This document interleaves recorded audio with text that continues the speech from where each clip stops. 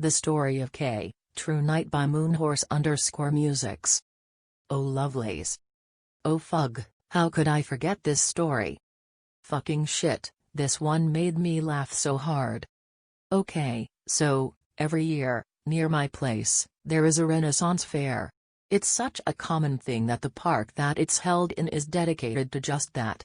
They have all these stages and buildings and booths built up inside it, and it's usually one fucking amazing party. Now, some of you might think that this going to the Renaissance fair thing sounds a little bit like a total beardo thing to do, and I guess, in other places, you might be right, but here's where this differs. In Louisiana, our laws about being drunk in public are quite relaxed.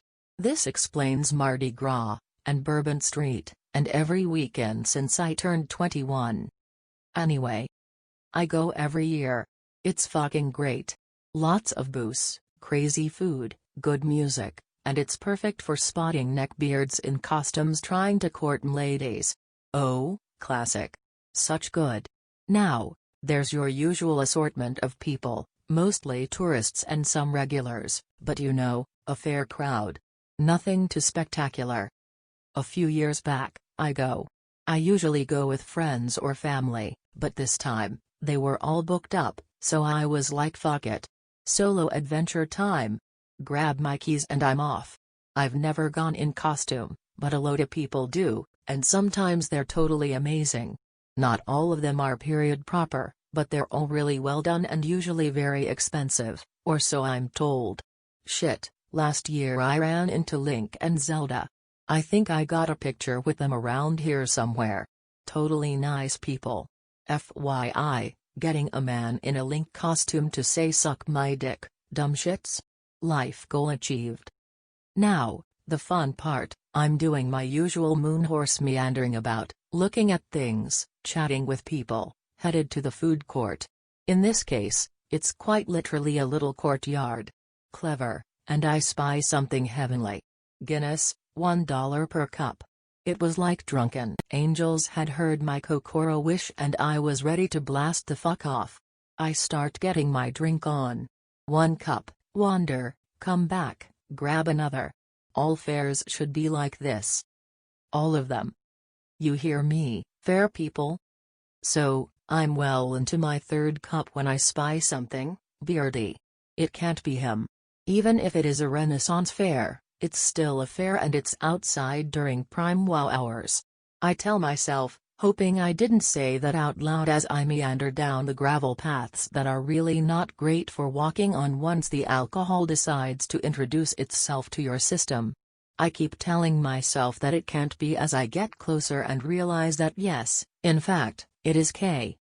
But not just any K. No, dear lovelies. It's Sir K. He's looking quite spiffy in some fantasy-esque night outfit sans the helmet because no simple, mortal head covering can contain that much greasy mane. I try to say something nice like hey or what a surprise. But I think what came out was an overtly jovial what the fuck are you doing here? I'm a happy drunk. K is at first shocked, then he realizes it's me, so we're all cool. Then he gives me the rundown behind Sir Beardington's visit to Albright. Everyone here likes to cosplay, and I'm a brave knight, so I figure that I can save a damsel in distress and, you know. He trails off, giving me the creepiest grin. Sober Moonhorse laughs this off, backs away, and keeps going as if he didn't know this would end in disaster. Drunk Moonhorse, however. You're gonna get your ass slapped is what's gonna happen, son. K, however, is not put off by my drunken honesty and insists that this plan is foolproof. I keep thinking I have a boat full of holes that he'd totally buy. So, I start to meander back towards the wonderful lady who is my new best friend because I give her $1 and she makes me drunk. Friendship goals. K decides to follow me. K is shockingly more tolerable when I'm drunk, but so is getting hit with a hammer, so we'll just let that go as is. I get yet another drink. K says something about true knights don't need alcohol. I tell him to stop the bullshit and he is insistent. Oh my god, he's in character. This motherfucker is a LARPing right next to me.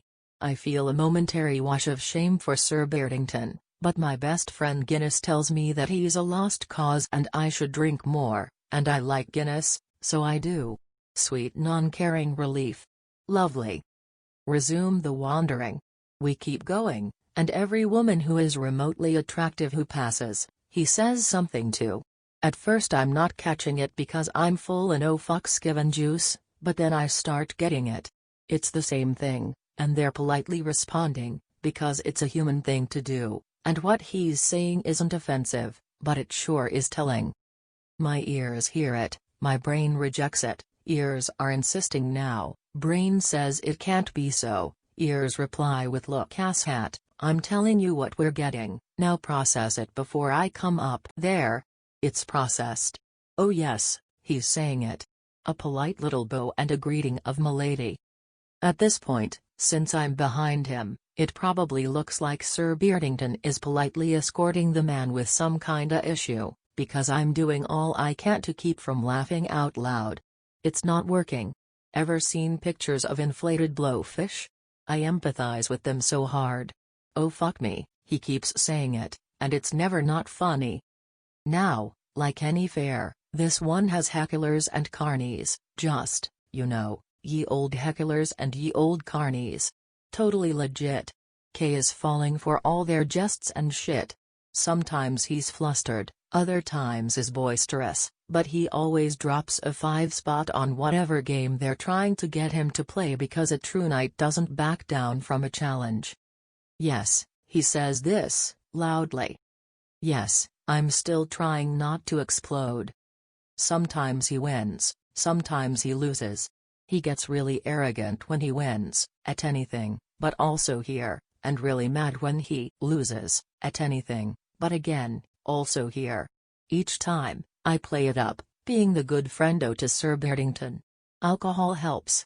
Fug, I can make anyone look good when I'm wasted. Oh, yeah. That shirt made of cling wrap and glitter looks sick as fuck. Pass me more wine, please. Our journey continues, deeper into the forests of the Renaissance Fair, with many more ladies to impress by beating medieval-themed carnival games and glances around to see if anyone has witnessed his amazing feats.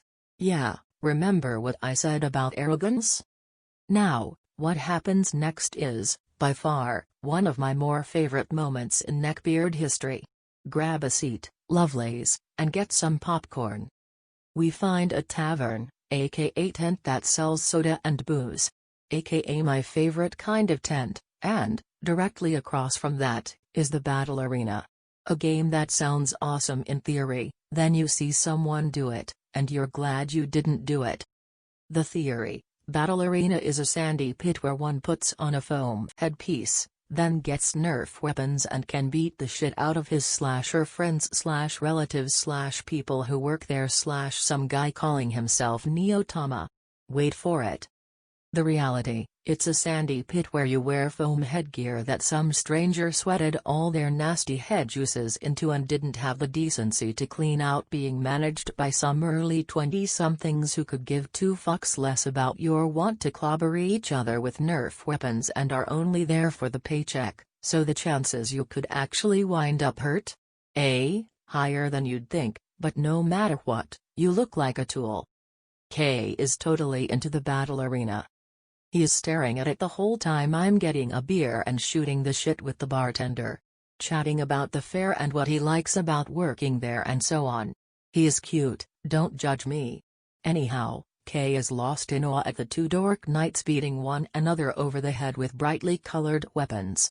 He suddenly grabs me by the shoulder and says, "In all seriousness, we should totally do that." I reply, "In all seriousness, fuck that noise." K then begins to tell me about how a true knight never backs down from a challenge. I reply with how a true alcoholic only wants to finish his drink in peace. The merits of my brave position are lost on K. Fug. I think I'm gonna wind up in a pit. The whole way over there, he's going on about testing his skill and I'm dreading it. We get there, the last two brave knights leave the arena, and the kids who run the place come over to us. They had K a foam helmet and then one of them stares at me for a bit, withholding the helm of fucking nasty rubber. "Sir, are you drunk right now?" he asks, as if reading from a sheet. I nod and say as fuck. He laughs. I made a stranger laugh, my work here is done. He turns to K and says he can't do this with you. Rules against letting drunk people in. He could get hurt. I don't know where you are, emo-haired boy with the foam rubber helmet, but I thank you. From the bottom of my heart. You have saved me, and you've set in motion a chain of events that would be oh so amazing. K goes to say something, probably to try to convince the kid that it's totally cool, but doesn't get the chance. The kid stops him before he can and says no, look, rules. I could lose my job. He looks around and goes through the customary would anyone challenge this brave knight? Thing. Then, he appears. A neckbeard, in an oversized coat, sneakers who have seen far better days, pants that stained with some kind of sauce, a one size too small shirt with Naruto printed on it, and, ye gods, it's a fedora. The tiny little hat of gentlemanship. He looks K over, with 10 kinds of smug all over his face, and says I'll take on this whelp. K falls back into true knight character mode and says who would dare challenge me? Beardo Samurai scoffs, handing off the crown of girls only want jerks to one of the kids working there and pulling on the helm of fucking you and says they call me Neotama. It took everything in me not to shout the fuck they do. K picks out some giant Nerf sword thing and says that he's knight, something or other. I like Sir Beardington. We're sticking with that. It'll be good to have a challenge. K, still in character, is actually kind of being nice. I mean, yeah, they're about to whack each other with sticks, but he's not calling him names or anything. I'm a little impressed. Neotama, however, is not impressed. This fight is over before it starts. Only 2 things will happen, I hit you, then you hit the ground. Now, lovelies, imagine all this being spoken through an arrogant, nasally voice by a man who looks like he should have stopped about 3 turkey legs ago. Neotama. K, now, is hot. No one insults him, more so if there are possibly girls who might see this epic battle. They're all suited up and ready. The rules are laid out, but they don't care. It's Beard Shido in this motherfucker and you better be ready. You know, it's moments like that that I wish I had the Star Trek fight music on my phone. It's so fitting. The fight is on. It's on. It's okay, the wild flailing of Nerf weapons is on. It's awkwardly slow and filled with more mouth breathing than I first imagined. Lots of shuffling and flailing. Lots of panting and wheezing, too. Kinda like an asthmatic orgy being perpetrated on those big, foam mats we had in gym class, way back when. You're now thinking of K and Neotama in the grips of flabby, hairy man sex. So am I. What have I done? This battle keeps flailing for a bit, then Neotama gets his wind, kinda, back and starts shit-talking as they flail. You're going down. Wheeze, you cuck. K says nothing, but is redder than his gross-as-fuck helmet, and keeps swinging at him. It's like watching fat toddlers fight with pool noodles. I'm drunk enough to think this is funny as fuck. Granted, sober, this is funny as fug, but while drunk, I keep yelling shit. Mostly stupid things, but at some point, I go all Karate Kid and yell sweep the leg. K, apparently, was listening. Glory happened. K dips, whacks Neotama in his massive man cankles as hard as he can, and one leg comes out. Neotama stumbles back, trips over the edge of the arena, and lands in a fucking drainage ditch right next to it. He is screaming like a stuck turtle the whole time. The 2 kids running the show run over to pull the man-beast from the muck lake and K is fucking beside himself. I'm laughing and cheering. Sir Beardington actually struck down the beard ninja. Holy balls. I drunkenly run over to him, laughing and cheering. This is like Rocky, but, you know, stupid as fuck. K pulls off the helmet and his hair is fucking crazy everywhere, but he's still all red-faced and panting, excited as fuck. Neotama is pulled from the muck and is livid. He is stomping and yelling that K cheated, and the kids, while trying not to laugh, are telling him that it was an accident. He is still screeching like the penguin with his balls in a vice. Finally, he tells K to go fuck yourself, and storms off. He ignores everyone trying to talk to him. He's too pissed. He is done with this place. K is triumphant. He's super happy, laughing, then he's green. Oh shit. Excitement gives way to too much activity in the night costume, and he's doubled over the trash can puking up his cookies. I'm laughing and rubbing his back. I'm happy for the motherfucker. I ask if he's okay, he nods and is still herking up a storm. I go to get him some water, then I have an idea. My stealth skills and bribery pay off later. K is feeling a bit better, but is still woozy. I tell him I'll give him a lift home. He is way too happy to object, but he says he has his truck with him and will take himself home. I walk out to the parking lot with him. He pukes a few more times on the way to the truck, but all in all, it's just from being too hot. Shedding the Sir Beardington outfit helped. He is about to get in the truck and I tell him I got him a present. He says nah, I got the water. I say no, I got you the spoils of war. He is confused as I start digging in my bag. See, while he was puking, I went back to the kids running the show. I chatted up the one who saved me from the battle arena, then asked if they were still holding something. The kid said he can't do that. I said we're friends. He said no again. I offered him $10. That did it. From my bag of what the fuckery, Moonhorse produced the spoils of war. Neotama's fuckboy hat. K stares at me, then starts laughing like a maniac. We're both too fucking hysterical. On this day, K redeemed some of his neckbeardery.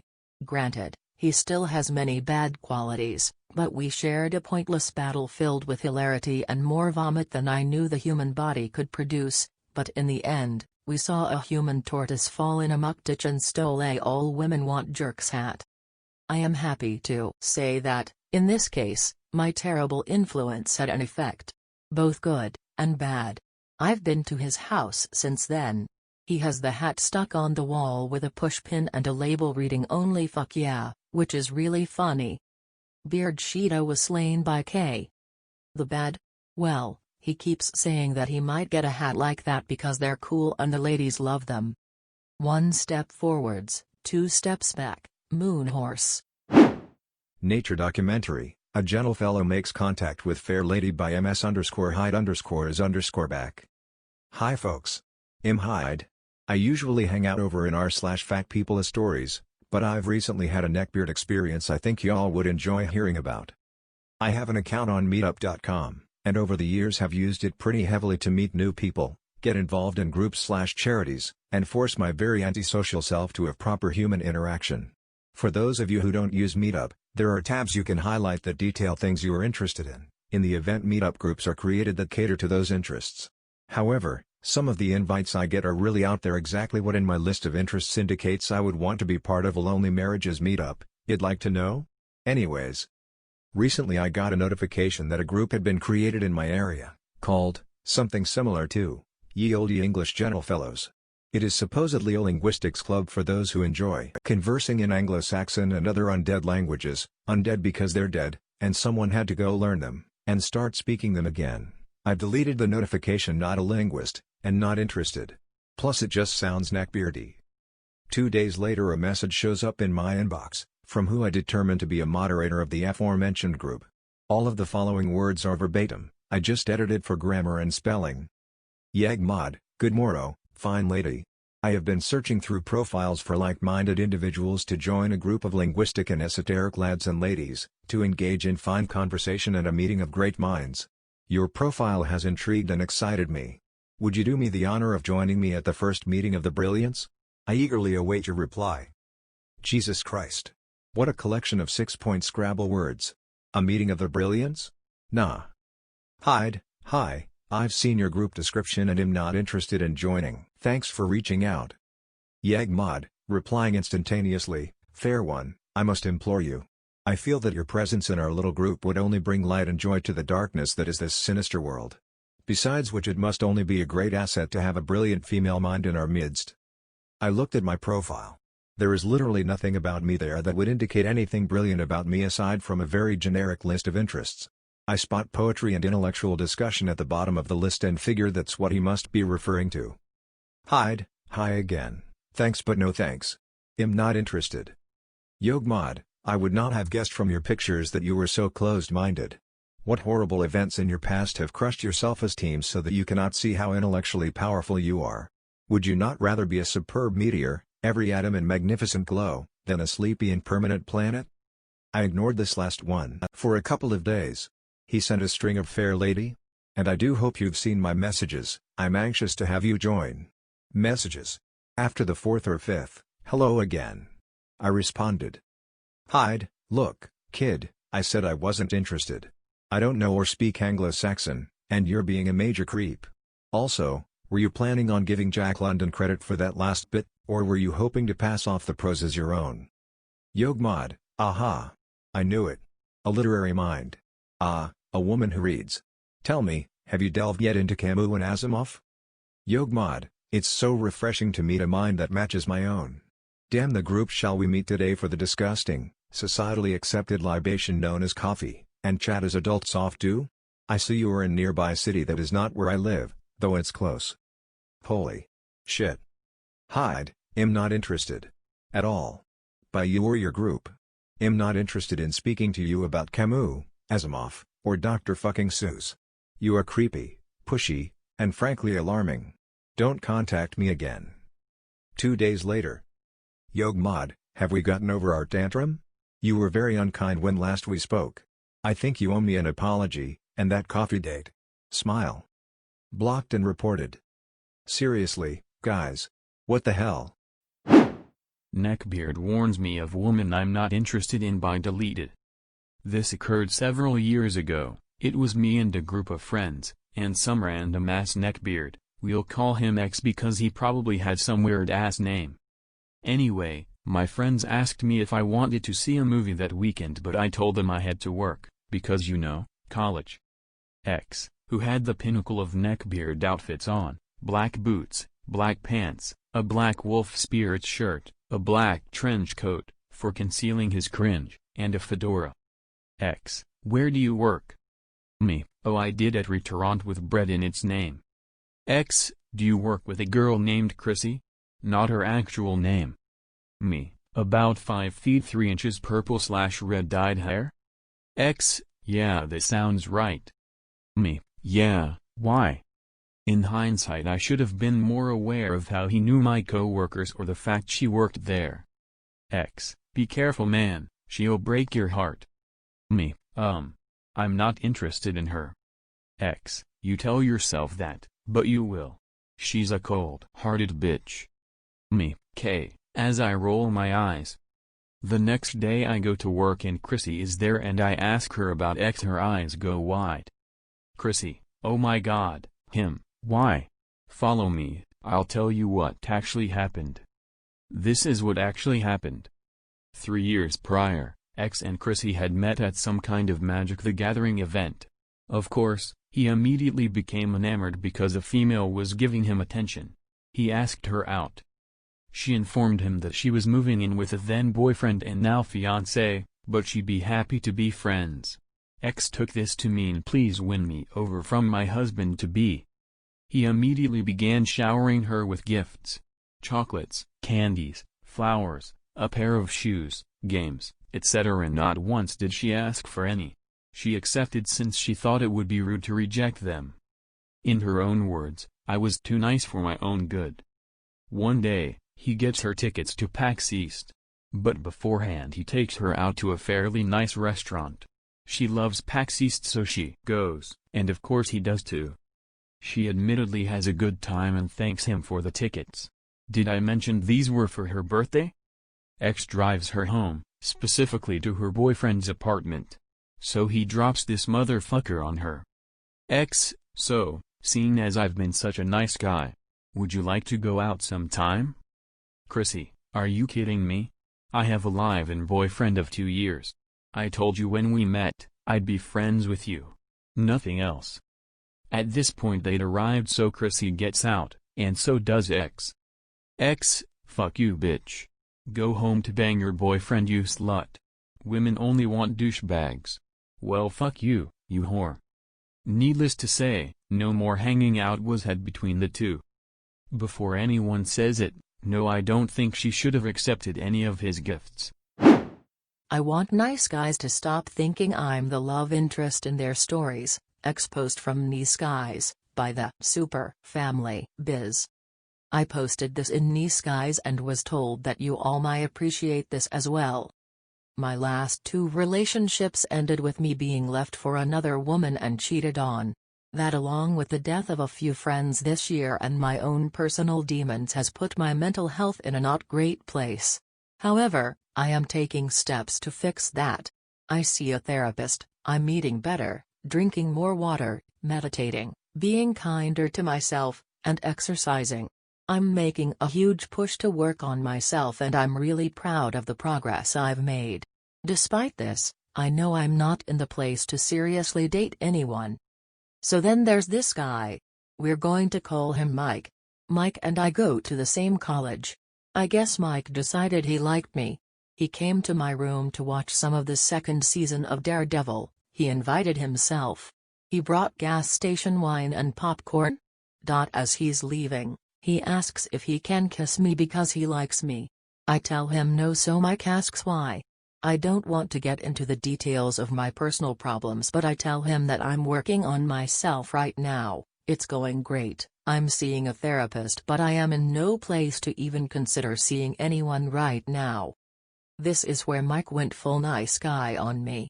But it wasn't your typical nice guy, who thinks that because he was a decent human to you, you owe him sex, though he did make a point to mention how nice it was that he brought me gas station wine and a bag of popcorn, so maybe I should take that into consideration. He didn't get hostile when I turned him down. Mike was a different breed of nice guy that is more subtle but equally upsetting. Mike starts going on and on about how I should love myself. Which, yeah, I know. I'm working on it. But he adds that he wants to be the one to help me learn to love myself. He also adds that he thinks it's totally unnecessary that I see my therapist because he has decided that he doesn't think I need one. He straight up told me to stop going. Also, he noticed that I'm very busy and he decided I really need to cut back on all the activities I do because it's good to be bored. I can spend my free time with him, obviously. Mike has decided he is going to be a part of my support system, which is composed of a small handful of people I deeply close with and have known for several years. Mike thinks me not being ready to date is going to prevent me from living life to the fullest. Because I'll miss out on great people, i.e. him, and I can't close myself off. I need to have someone, him, fix me. He knows that it won't be easy, but Mike is going to hold my hand through this process until I'm a better me. He never actually asked if any of this was okay. He told me he's doing it for me. I don't know if I have ever been more insulted in my life. See, Mike has this nice guy fantasy. He is the hero and I am the emotionally broken love interest that's afraid to love because douchebags hurt me in the past. Because of my own tragic past. But he's certain that if he points out the error in my ways, who needs therapy when he's got a penis, he can break down my barriers. And I will fling myself into his arms because he was right about me needing to be open to his love. It doesn't look so hard in those movies, so it should only take a couple weeks to heal me and I'll come around, right? Then I'll be all better and he'll have gotten the girl. But Mike does not know a goddamn thing about me. How dare he undermine my decision to see a therapist? He barely knows me on a personal level, so what makes him think that he can tell me how to take care of my mental health? How dare he tell me that I need to be bored more often because he thinks being busy is bad and limits the time we could be together? I actually quite like my busy schedule and I make sure to take time for myself. But he wouldn't know that because he actually doesn't know a fucking thing about me. And yeah, sure, I shouldn't be scared to love. I can't completely close myself off to the possibility of romance. But that is not what I am doing. I know what relationship I can handle and I know what I can emotionally handle. But he would not know that because he knows dick about me. He thinks loving me through this shit will be beautiful and fast. That I'll come into myself and be happier because of him and his dick. He's the hero. But I don't need a hero. I don't need someone trying to force themselves into my support system. You can't just say I am going to be there for you like all those other people who spent years building a mutually beneficial, healthy relationship with you without considering or even asking whether I want that support. I don't. And it's going to take a very long time for me to get to where I want to be. Mike has seen a few romantic movies and heard a few cliches. He has a romanticized version of me that he's placed upon a pedestal. He's trying to force himself into my life and my healing process, refusing to take into consideration what I want because that would ruin his romantic movie bullshit narrative. Because he really knows nothing about me. Watching Daredevil in my room was the first time we'd spent an extended length of time together. He doesn't know me. And he doesn't care to. Because this isn't about me. It's about what he wants. He wants me to let him in because he wants me. Because he's nice. My desires, feelings, and knowledge are secondary. I'm not a person. I'm a project. The worst part is that this is not the first guy who has told me that he wants to fix me. Like I'm some broken thing in need of repair. Fuck off with that. I'm a beautiful complex person working on myself. I don't need to be fixed and certainly don't need a nice guy to come in and do it for me. I want someone to stand alongside me while I work on myself. Support me when I can't quite support myself. But I am not broken. I want these special breed of nice guys to stop thinking I'm the love interest in their story and not the protagonist of my own. I want them to stop thinking they know better than me. I don't want them to think they can fix me. I want these men to fuck off so I can take care of myself. I'd also like to add that I'm sure men deal with nice girls who also think they can heal men with the magical power of love and persistence. I doubt this is something only women experience. But this is just my experience/perspective. Dope stalk my finsta and follow my car. Okay cool, this is FINE_typhoid_Mary. Part 6-ish of Casino Beard. Hello friends. I have finally returned with part 6 of the Casino Beard saga. Sorry it's been taking like a week to finally get to writing these, but I have a decently busy life, full-time job and trade school and pets and a workout/5K schedule and a boyfriend and life stuff. I apologize for the delays. I've been condensing the stories and only telling the big doozies and leaving out all the little times he just said something stupid. So hopefully this is the semi-final? Maybe? Here are our characters for this tale of woe. Me, 18-year-old girl. First time working a proper night shift.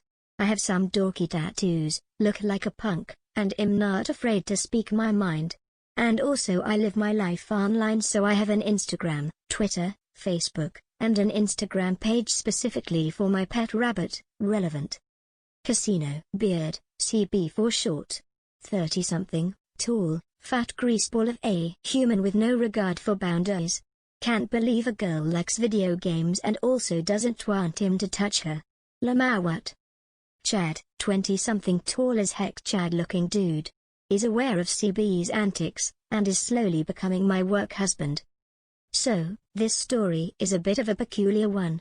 Mr. Rogers, my shift supervisor, had been doing an amazing job since the cafeteria incident of the last story for a month or so, and made sure that CB and I were nowhere near each other and made sure we had separate breaks. But I'd see him every now and again and he'd go out of his way to say some stupid shit.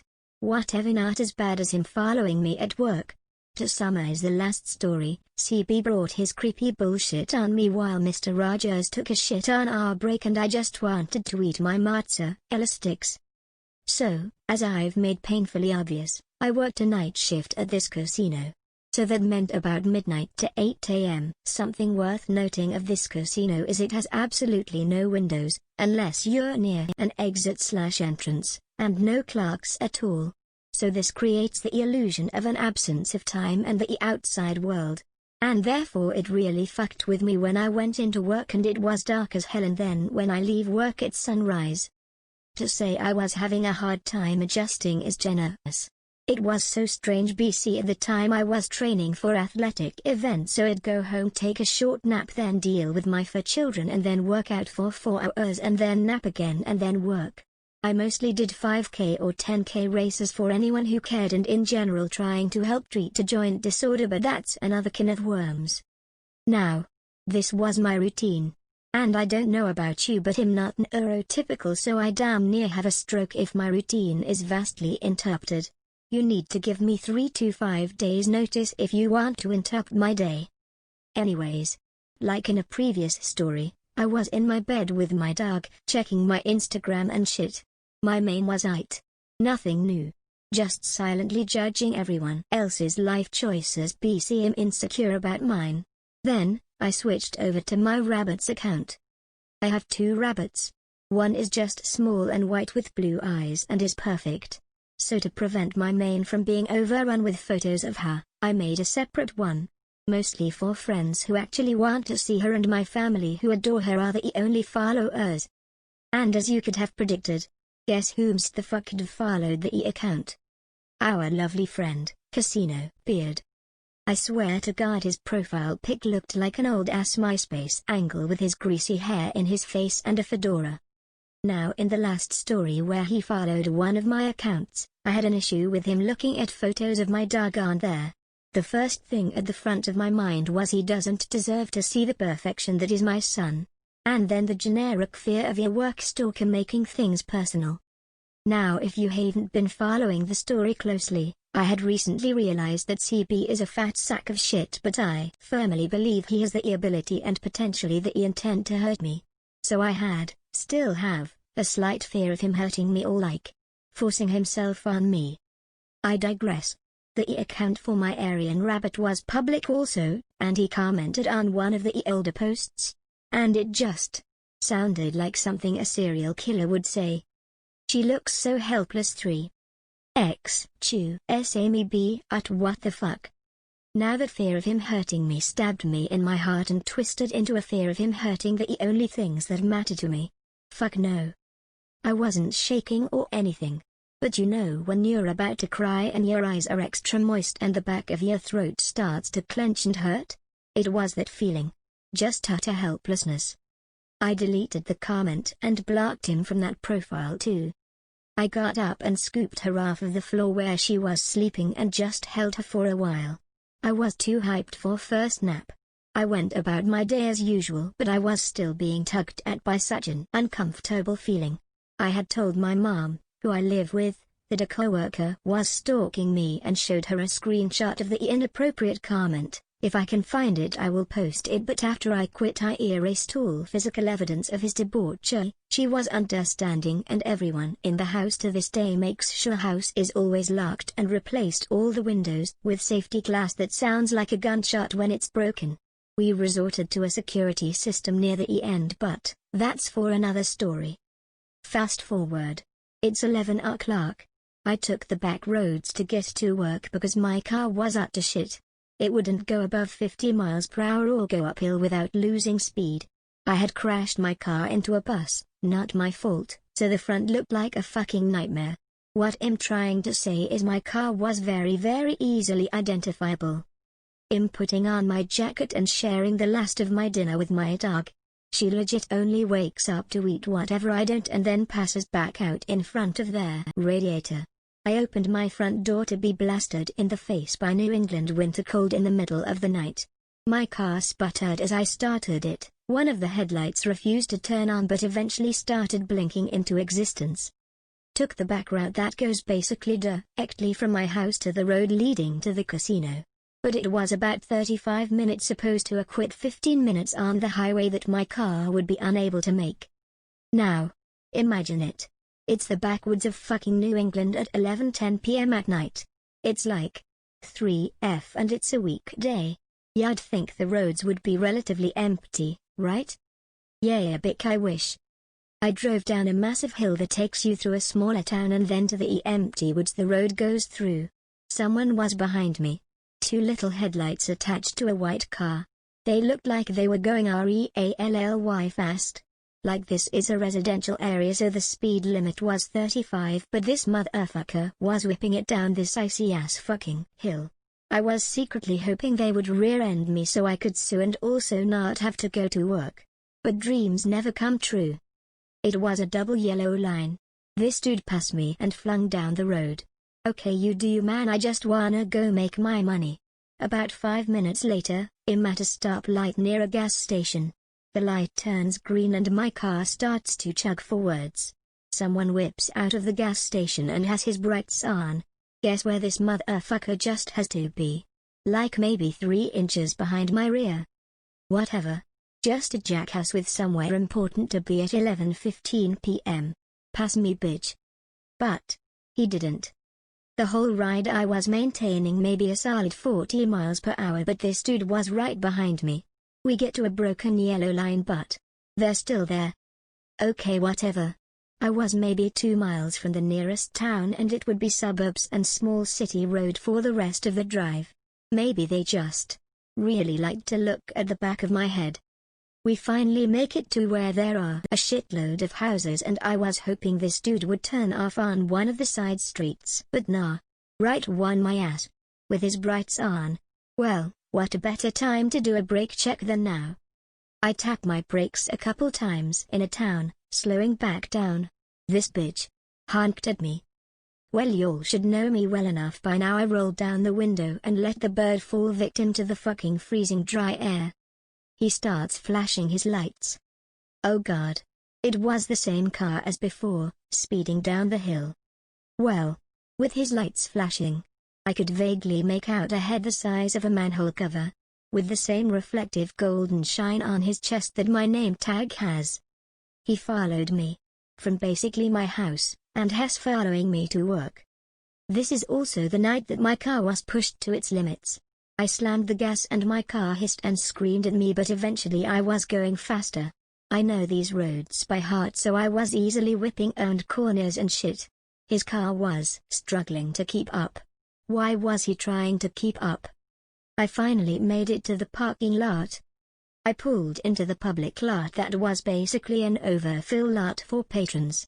I parked my car as close to the crosswalk as I could. My blood was boiling. I was going to shit myself in anger.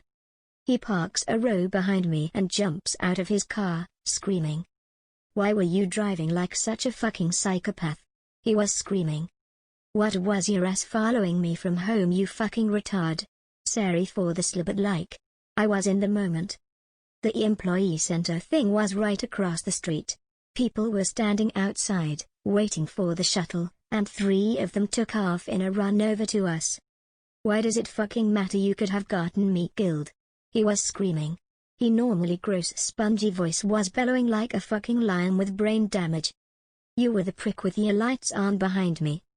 Chad and 2 others showed up. What the fuck is going on here? One of them tried to scream over us. I was borderline tears. Chad grabbed my arm and basically had 2 firemen carry me to the employment office area. CB's still over there, screaming. I was going insane. He followed me from my house, and has the nerve to try and gaslight me saying it was my fault. Worth noting, I found out this guy lives maybe 10 miles in the other direction from the casino, so he actively went out of his way to find me. It was impossible to be a coincidence. We made it into the office. He sat me down on one of the chairs, but I was going insane, screaming about how he had followed me and that I was quitting.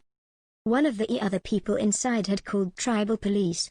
While I was going off, apparently CB and the other 2 guys were stopped by tribal police and brought to the main casino for questioning. One of the guys was aware of his creepy antics and said that CB was trying to run me off the road.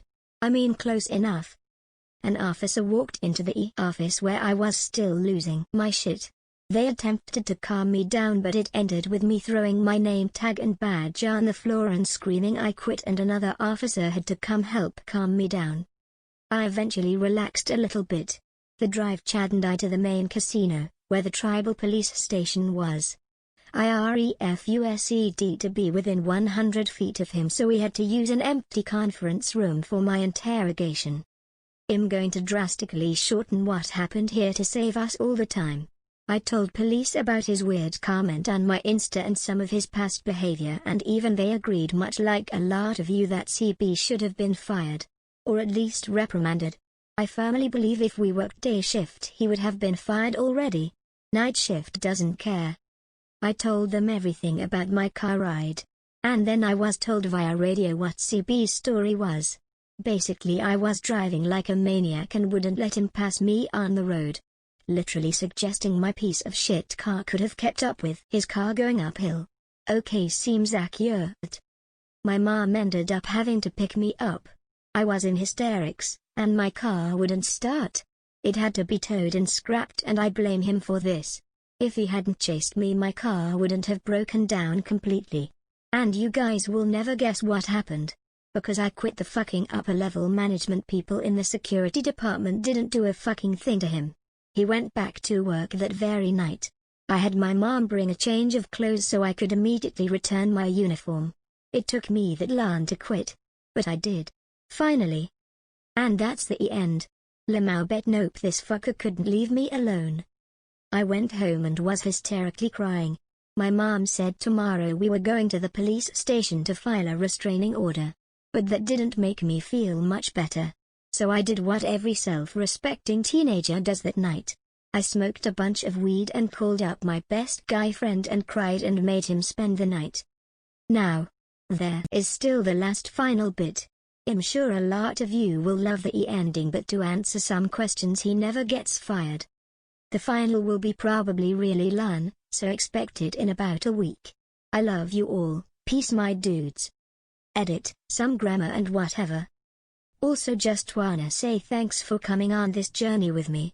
I appreciate every view and every comment and try to answer any questions. So feel free to ask any on this or previous posts. I have an epilogue prepared to say how my life is now, how Chad is doing, and an update on CP. And I'm thinking once this is over, maybe every now and then I'll post some of the other stories about CP that I just didn't think were groundbreaking to include in any of these longer posts. Let me know if that's something you'd like. Smile. Double edit, PM me for my rabbit's Instagram Lamau. Neckbeard tells my GF on Mother's Day if she wants to be a Milf by Axman 1318. Hello everyone, hope everyone had an amazing weekend and are staying safe from the Rona. I'm sorry in advance for any mistakes I typed this on mobile. This is my second Neckbeard story. The first was posted to r/Tales of Neckbeards. Cast. GF, Mara. Neckbeard, JB Jabba the Hutt. Security guard, SG. So a bit of context. This year both Mara and I decided to celebrate our moms in a joint lunch. We settled on cooking carne asada, with me being on the grill and Mara making the side dishes. My pops and her pops also pitched in to grill the meats and bring beer. At some point as we were grilling, Mara came to the backyard and asked to borrow my car. She had forgotten a few things and was going to run to the store really quickly.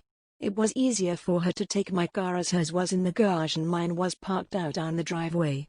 I handed her my keys and she went on her way. An hour or so she returns and something was just off. She typically is very bubbly and always chattering about something. She was quiet and had a look on her face that just made me feel deep down that something was wrong and we had to talk about it. Naturally the first thing I thought was if I had done or said something to cause it.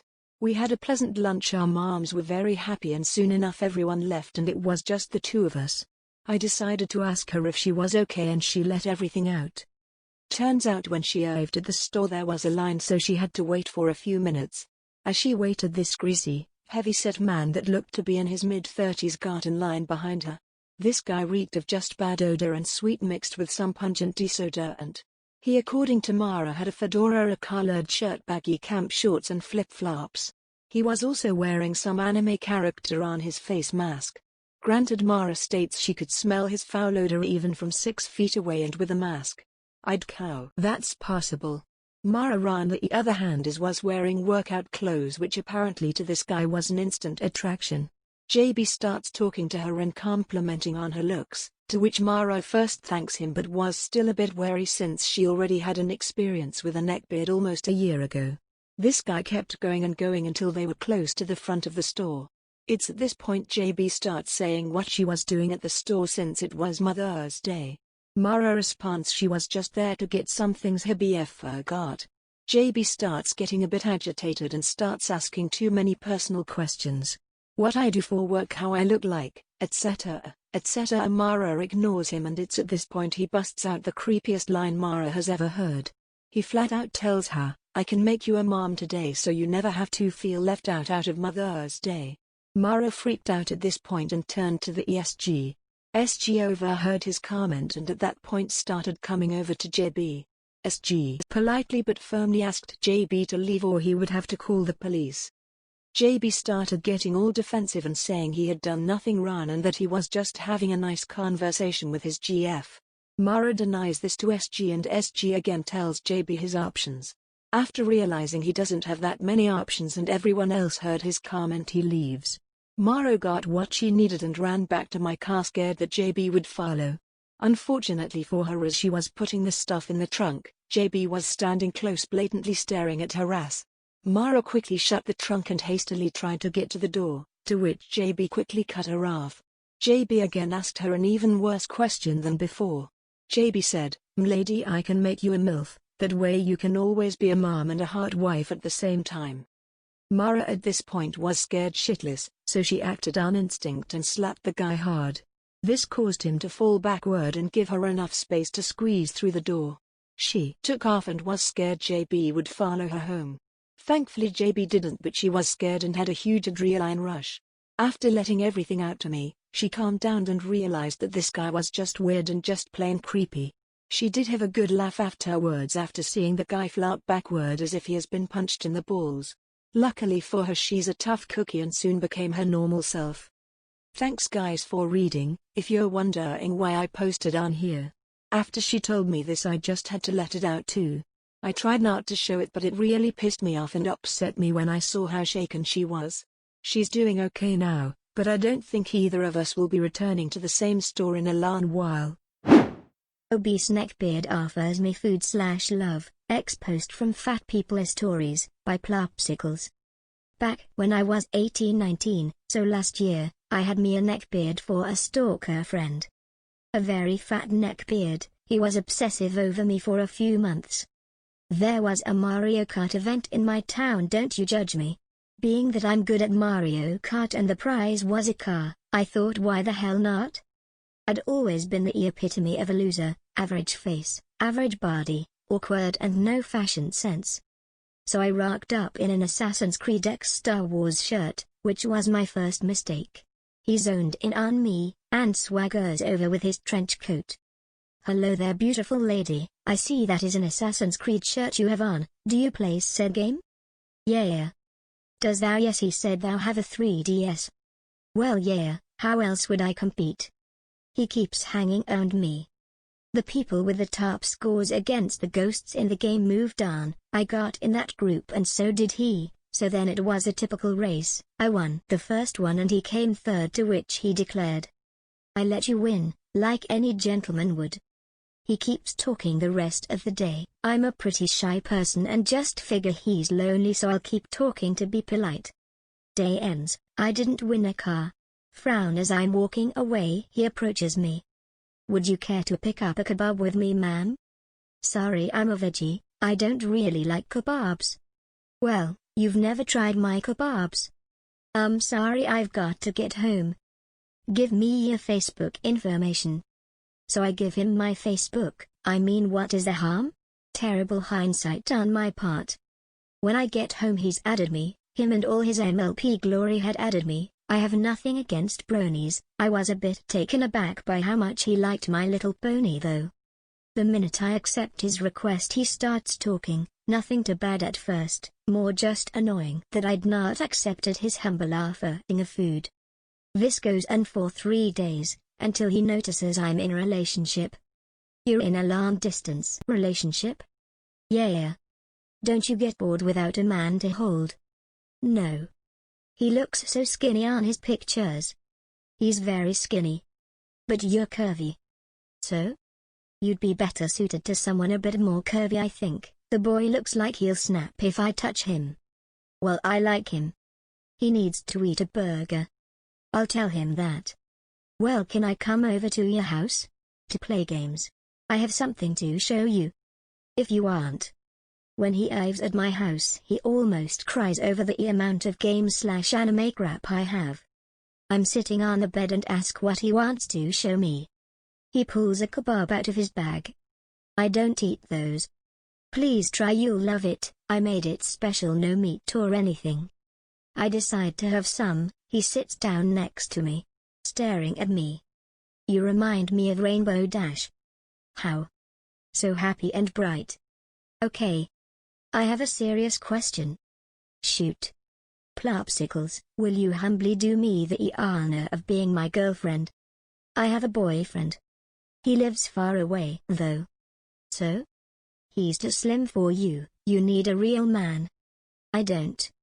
But I gave you a kebab. Sorry? I gave you food, you ate it. What is your point?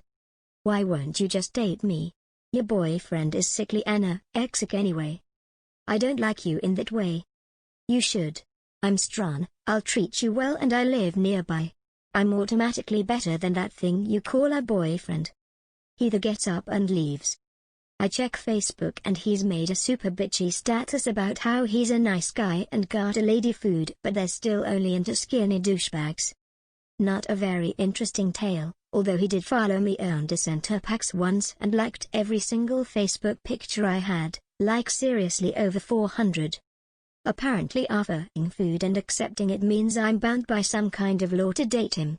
He's right, my boyfriend is very skinny. When we met he was 49 kilograms, but he's gone up to 52 kilograms, so still fairly skinny. Sex with the Brony Lord by Cistacea. Our characters, me, Cistacea. Always loved My Little Pony since I was a little girl. Every year I work at the My Little Pony convention. Brony Lord. Low-key celebrity in the Brony culture.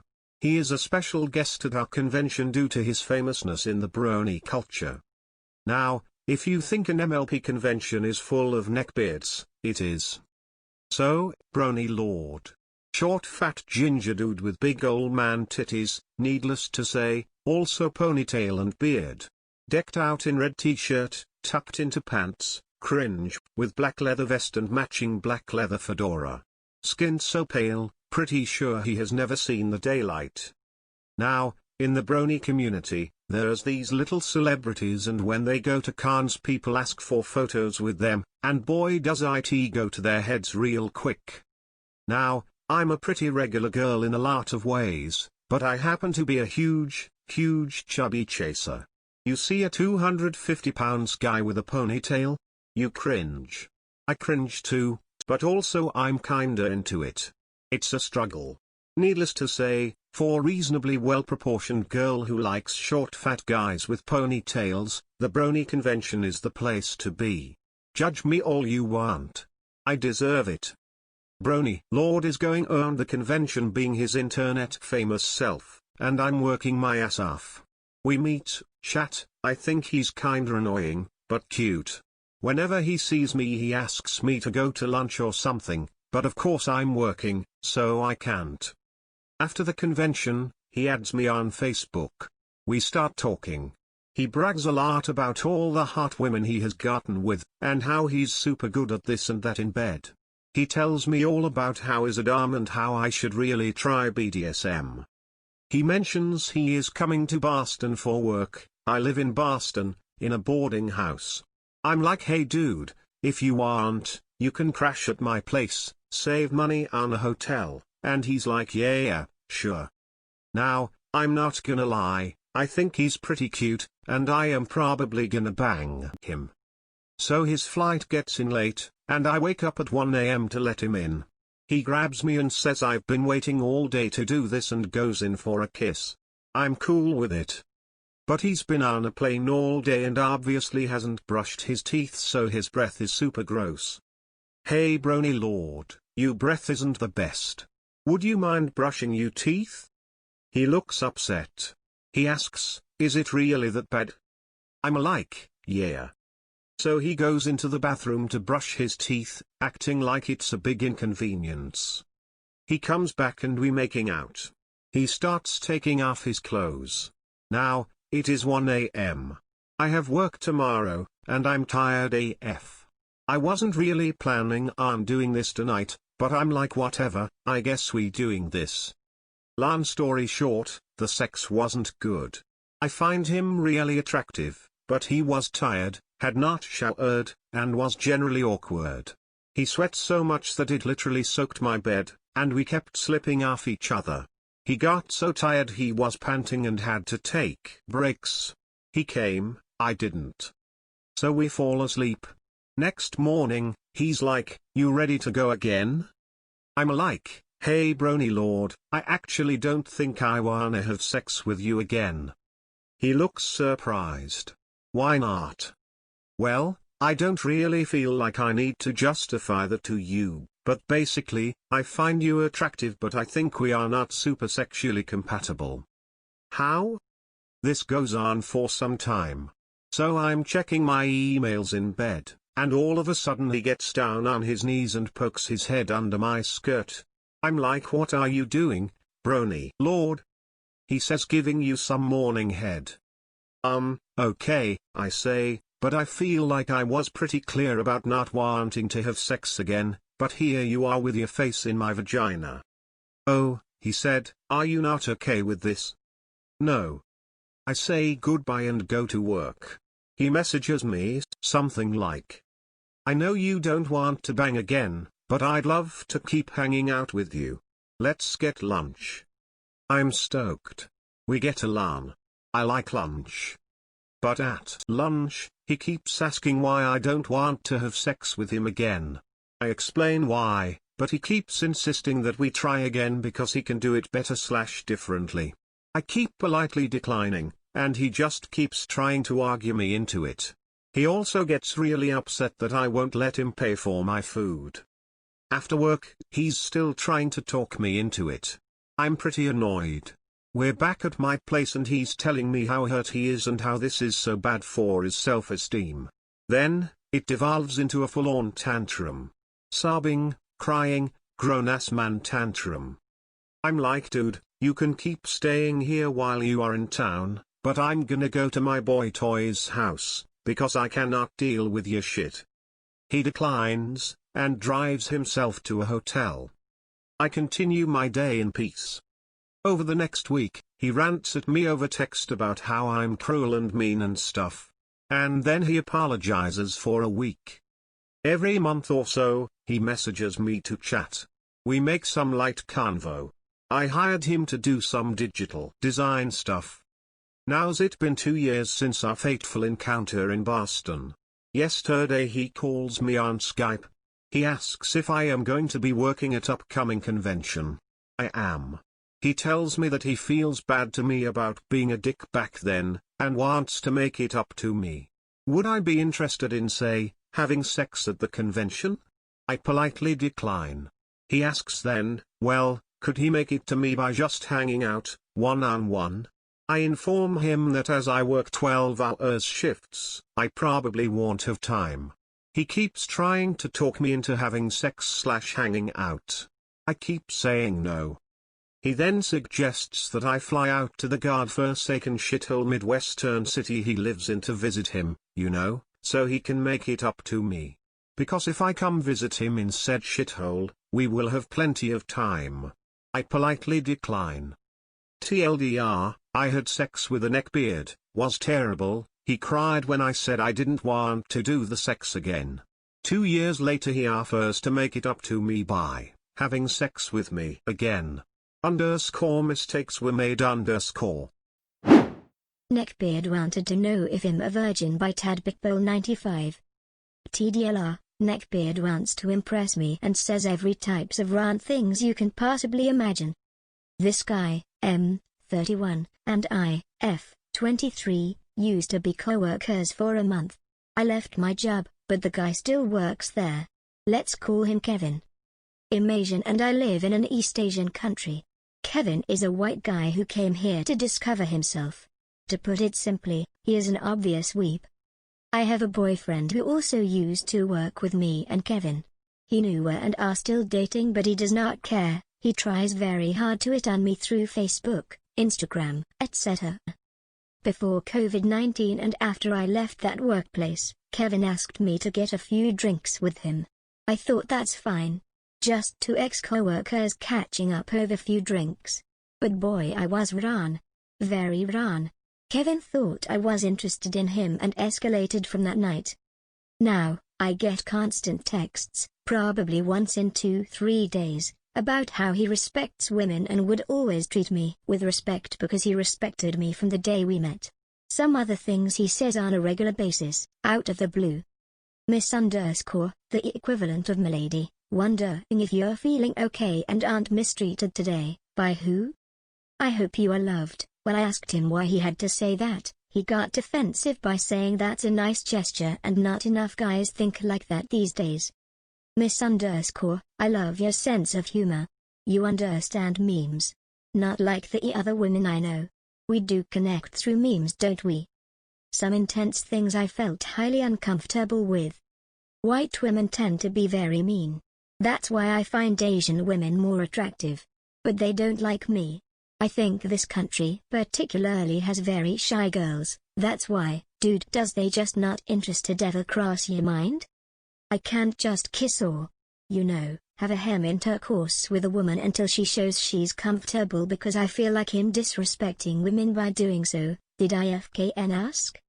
In my country, the age of consent is 14, so people mostly had their ahem experience in intercourse from a very young age. I don't know about your country and when people, especially girls, lose their virginity, but Sorry I rambled and this is uncomfortable. Pretty obvious he wanted to know if I'm a virgin, because he is one and doesn't know that most couples have sex. I think you shouldn't use protection if you're going to have intercourse because as a healthy, attractive young woman in her 20s, part of your function in society is to have children. Don't get me wrong, you don't have to. I respect your goals and such, but sounded like he was shitting himself violently mid-speech. I think female masturbation is a very natural and healthy act. Like a fuck you to male oppression. I would encourage that among my female friends who I care about. WTF. He also asked me something in attempt to validate his imagined resemblance to an attractive character from a famous TV series. I didn't give him what he wanted and seconds later he decided to call my boyfriend an asshole, not paying enough attention to me, etc. Yes, I blocked him after all. It was pretty stupid of me not to block him at first because I kind of felt sorry for him. He's probably a virgin that needs some kind of validation or confidence by hitting on someone who looked like he could get. But yeah, it's not really my problem or responsibility to care for someone who makes me uncomfortable and upset. Just wanted to share this because the story seemed appropriate for this subreddit. Edit. Oh, and this guy thinks claiming he likes exotic, in his definition, this means non-white, races and girls makes him a progressive, non-racist and inclusive gentleman. I farted to get a neckbeard to stop creeping. I regret absolutely nothing. By ktqueenofknots. I'm gonna keep this short and sweet. I'm ktqueenofknots. I'm almost 21 years old, and I'm not particularly attractive, but I attract a lot of neckbeards. I was, as that one bitch I hated in high school put it, the town fuckhole for nerds. And I was. And I guess I got that reputation because now I attract them like flies to honey that makes pop culture references. This happened 2 days ago, but fuck it, I get high a lot, so I am posting now. I was at my gas station job, working second shift. 8 hours alone is a rough time, especially when you have to poop during rush hour. So I had to poop really bad during rush hour. I ain't ashamed. Everybody poops. But I can't just gun it and run it this time. No, I have to be sure there's no one even in the perimeter of the store before I'm clear. Then I smelled it. The kind of BO and vomit-like thing that they all smell like. I looked behind me. There stood a neckbeard from high school. Jesus Christ, all I wanted to do was poop, and now my niceness is gonna fuck me over for another 20 minutes. Now this kid was in my math class my junior year of high school. He's tallish, I guess, but the fatness might just tad height man. He actually wears either a fedora or one of those other hats. It's definitely a neckbeard hat. He has a literally nasty ass looking neckbeard, and a trench coat, and the fucking gloves. And the anime t-shirt and the cargo shorts and etc. Like we were still in high school or some shit. Speaking of shit. So he's trying to spit mad game at me or whatever, talking about Attack on Titan. Lol, my little brother watches that shit, and Vidya and Hatin on me. Oh, your eyes are so blue like Elsa from Frozen, and this whole time I'm like, oh no. Oh my god. I have to poop so bad. I'm gonna poop myself at work. This has always been my greatest fear, and I've been living on borrowed time. Oh no, it's gonna happen, Jesus take the wheel lol. And I just let it rip. I very rarely fart in public. I find farting gross. But it was the loudest, meanest, squishiest fart that had ever been expelled from my ass. He looked at me clearly with disgust. Oh, ironing. He muttered an awkward goodbye, paid for his things, and I rushed into the bathroom. All was clear on the Western Front, and that was the best poop I've ever had. The Legbeard in My Life. By _typhoid_Mary. Hey friends. You may remember me from my casino beard stories.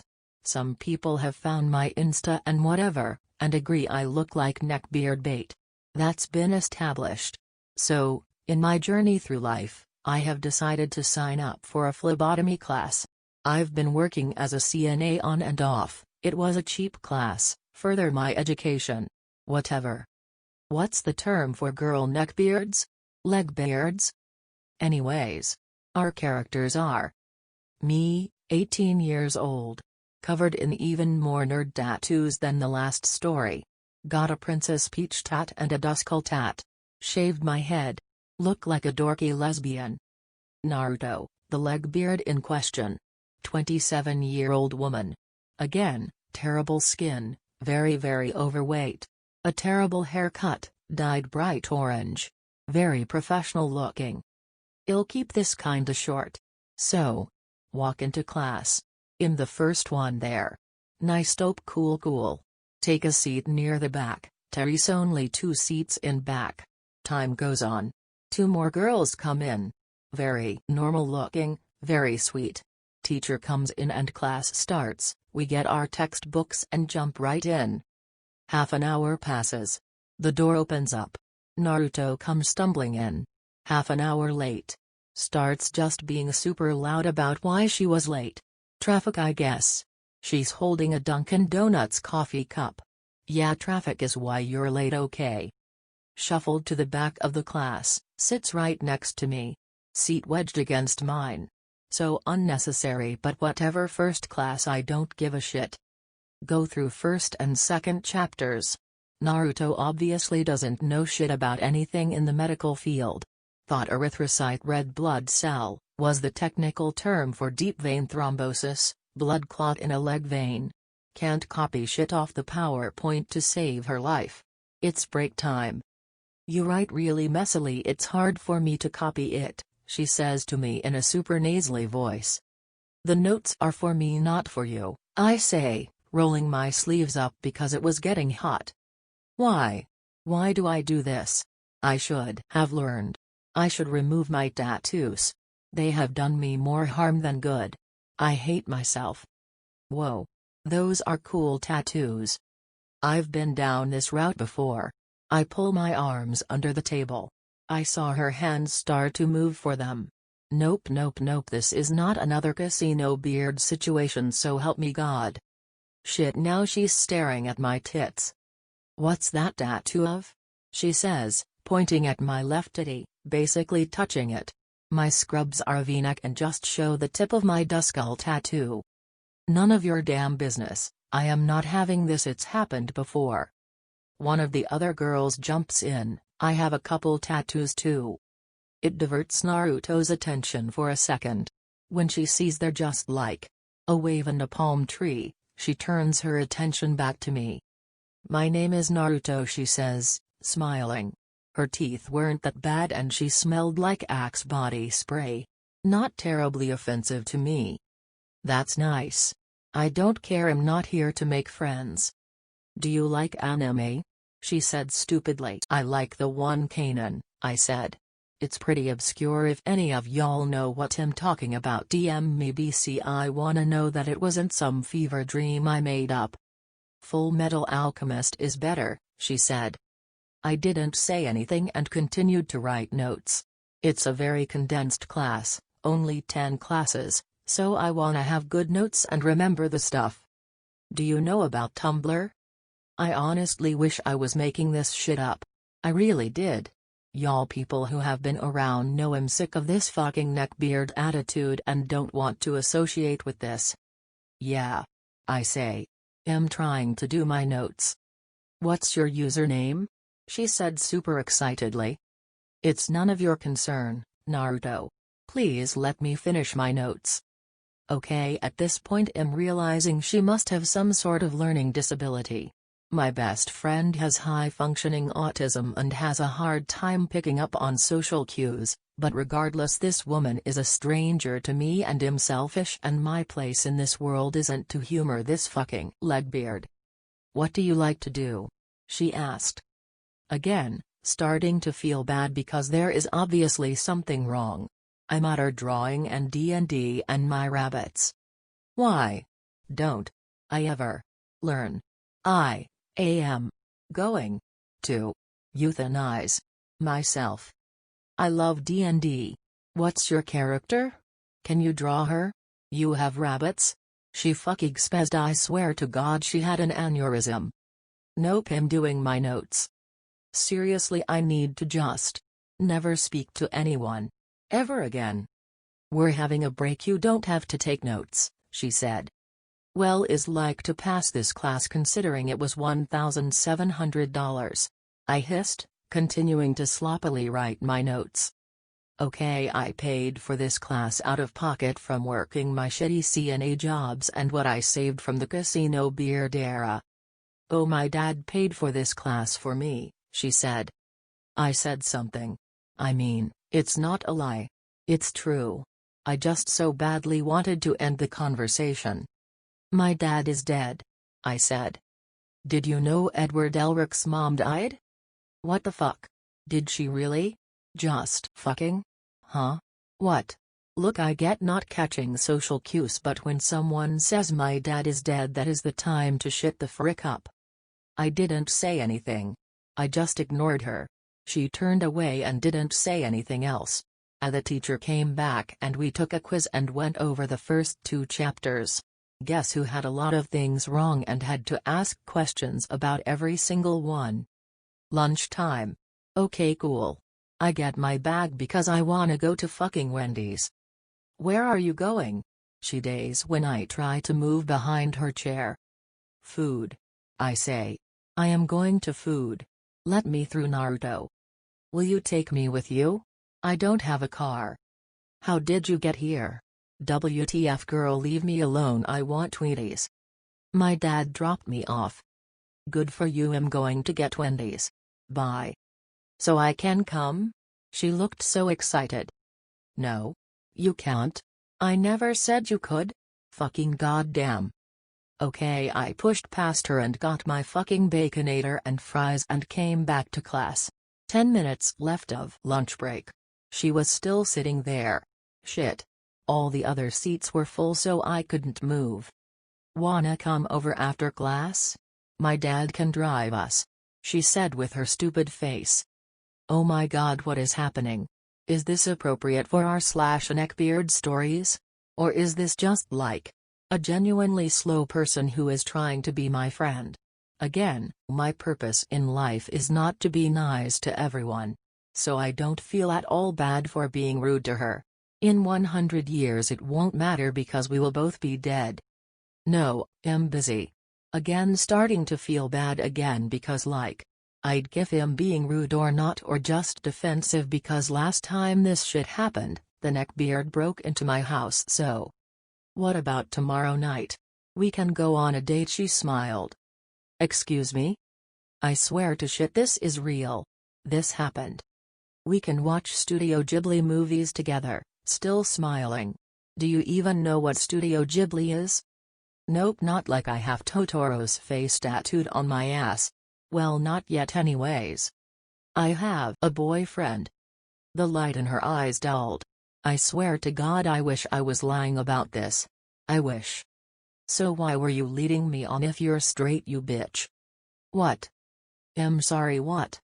I don't think I could have been any less interested in you than I have been. I said super frankly.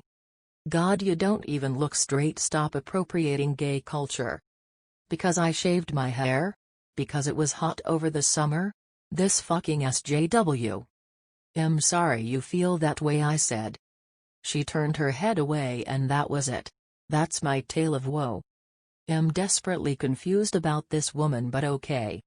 I hope this belongs here. Creepy ginger neckbeard jerks off in school by Smarterry. The neckbeard in question attends the same high school as me. He is quite the neckbeard stereotype, lean, greasy, ginger hair, covered in acne, morbidly obese, and of course, rocking an impressive ginger neckbeard. If his looks were where it ended, I wouldn't have made this post. However, ginger neckbeard has done quite a few pretty disgusting things, and oh yes, what it says in the title, and has made my friends' lives miserable, so I thought I would share this story for the sake of entertainment. Ginger neckbeard's habits, as witnessed by me personally and by my friends, include popping his zits in class and eating the pus, picking his nose and eating the boogers, and being on his phone 24/7, not talking to anyone. My boyfriend has seen him banging on the vending machines every evening in hopes that some cans would fall out, as most of what he drinks is Coke and Pepsi cans. The real creepy shit begins with said neckbeard being spotted watching hentai in broad daylight in one of the school classrooms. Moreover, since this is a boarding school, a few of my friends had to share a room with him, and they witnessed him, oh yes, jerking off in school. One of his roommates walked into their room one day and saw ginger neckbeard on his bed, completely naked, his privates covered only by a small towel, furiously jerking off to hentai. This continued for the entire school year and said friends had endured it all. They were afraid to walk into their own room for fear of seeing him doing his gross business, and tried to be in the room as little as possible. Even worse, ginger neckbeard has been seen jerking off to hentai in a school computer lab in the middle of the day. I had a hard time believing people like this existed, but here we are. Thanks for sticking with me through this story, and hopefully my friends' suffering has at least been worth it for the entertainment value. Being a Neckbeard's Last Resort by Elemental Earth 123. Characters. Me, a very socially awkward, quite short and pretty skinny gay feminine boy, and Rick, a much taller and heavier harem anime enthusiast. Sorry in advance if this goes on a bit long. In order to set up the more recent and more than likely final interaction I will ever have with Rick, I feel the story will need some context from around 4 years ago. At this time Rick was my only friend and I was pretty much his only friend.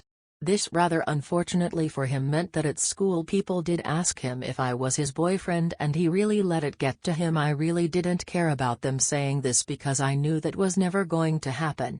Rick had some really good qualities, but personal hygiene was not one, and his teeth were just appalling.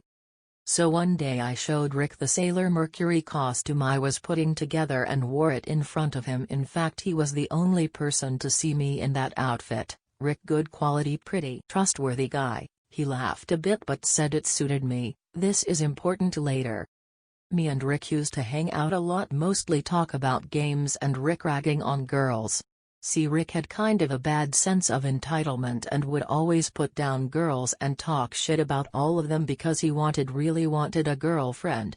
But being real, he just wanted someone to have sex with. A girlfriend would have been way too much effort for Rick. He would often ask me how to get a girl and that I should know because I'm basically a girl, which I made clear to him many times I didn't like him saying that. So now it's 4 years later and my contact with Rick had pretty much ceased for the past 3 years.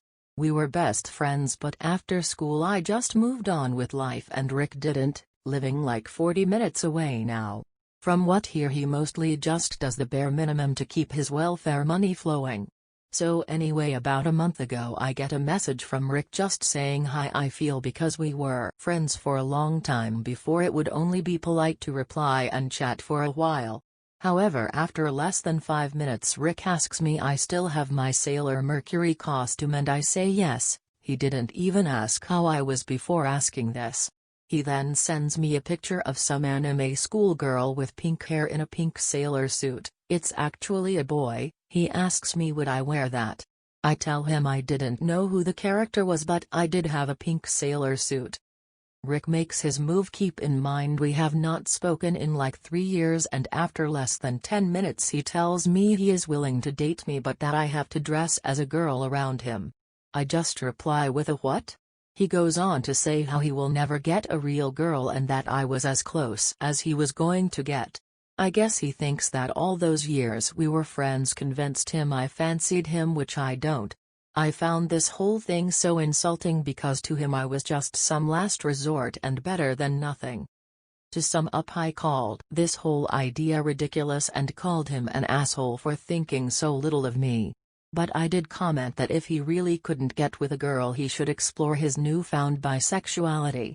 Anyway, he spun me some sob story about how hard it was for him and that it was way easier to get laid as a twinkly little faggot, and told me he was not bi and didn't like dicks. The last thing I said to him was in all caps, I have a dick. But in response he said that mine was probably tiny and closer to an oversized clit. He called it Big Red. By chemicalless. This happened to me about 3 years ago, so I don't entirely remember all of the details. I was 15 years old. I was a complete people pleaser then, and it was hard for me to say no, no matter how I felt. I just wanted to be nice to everyone. My mom and I went to town for groceries, I think. While my mom shopped, I had went over to Bull Moose, the music store next door. I think Bull Moose is exclusive to my state. I went in and did the usual business. Check out some CDs, some posters, played the demo games on the console, don't remember which one, they were trying to sell. It was just normal. While I was looking at an edgelord CD, I heard someone come in the store, followed by a crashing noise. I looked over to see an overweight, short, greasy man with very tight basketball shorts on. He was holding a red guitar, which had smashed into the door frame on the way in, which was the source of the noise. Obviously I didn't care, and continued to look at my potential purchase.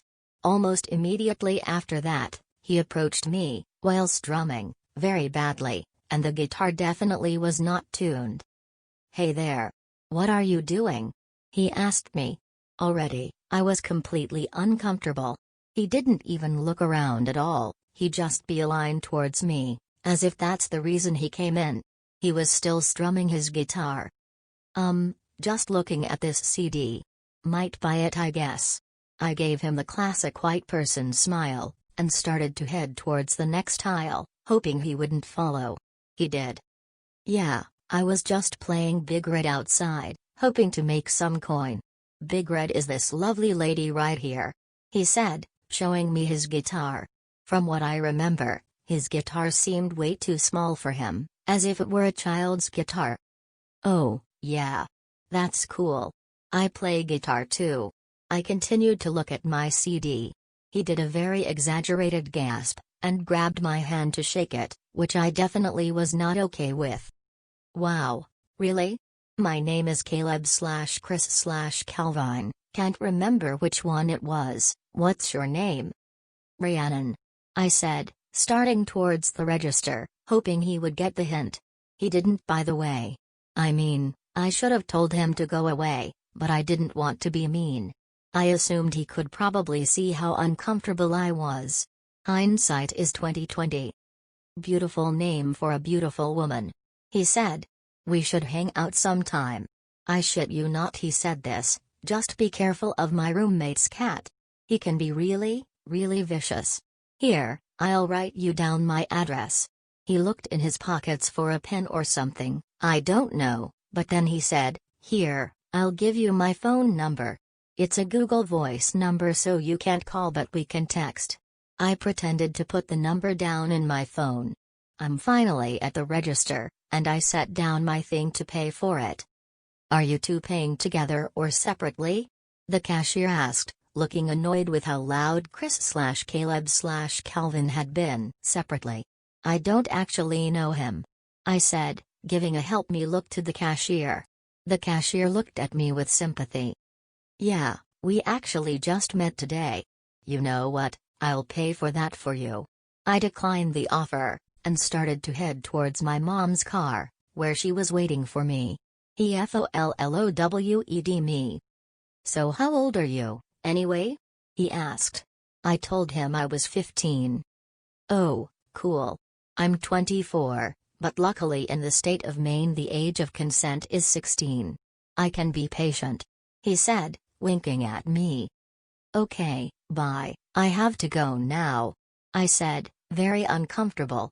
I saw my mom waving me over with a concerned look on her face.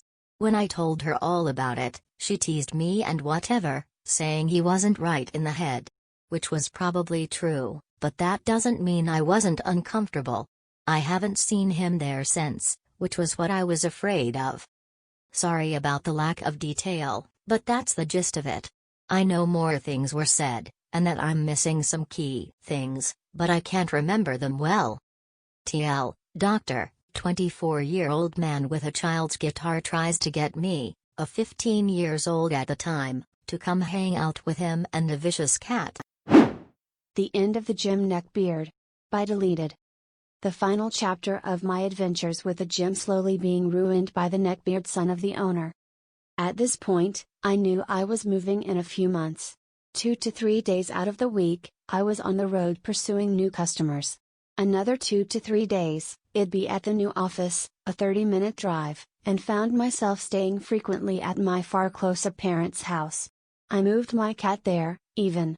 So, I quickly found myself coming in the gym once a week at most. I was just writing out my lease and the year's gym membership I prepaid for. Every time I would come there, the place was more filthy, grimy even. One of Todd's friends had replaced Katie, and the two of them were constantly back playing video games, leaving the front desk unmanned. The backstretch room smelled of body odor and rotten food. The only reason I was coming in at this point was Janice, who was still desperately trying to work out 5 times a week, and would beg me to go with her when I was around to help mitigate how bad things were. I also put on a ton of weight over the course of a few months, between eating on the road, with clients, and at my mom's, plus being pretty sedentary at the office and in the car. Todd made a point to comment on this when I came in. I ignored it. One day, he just followed me around the gym with his shirt up, slapping his belly, which made a gross jiggling, laughing. Meanwhile, Dude Bro had given up.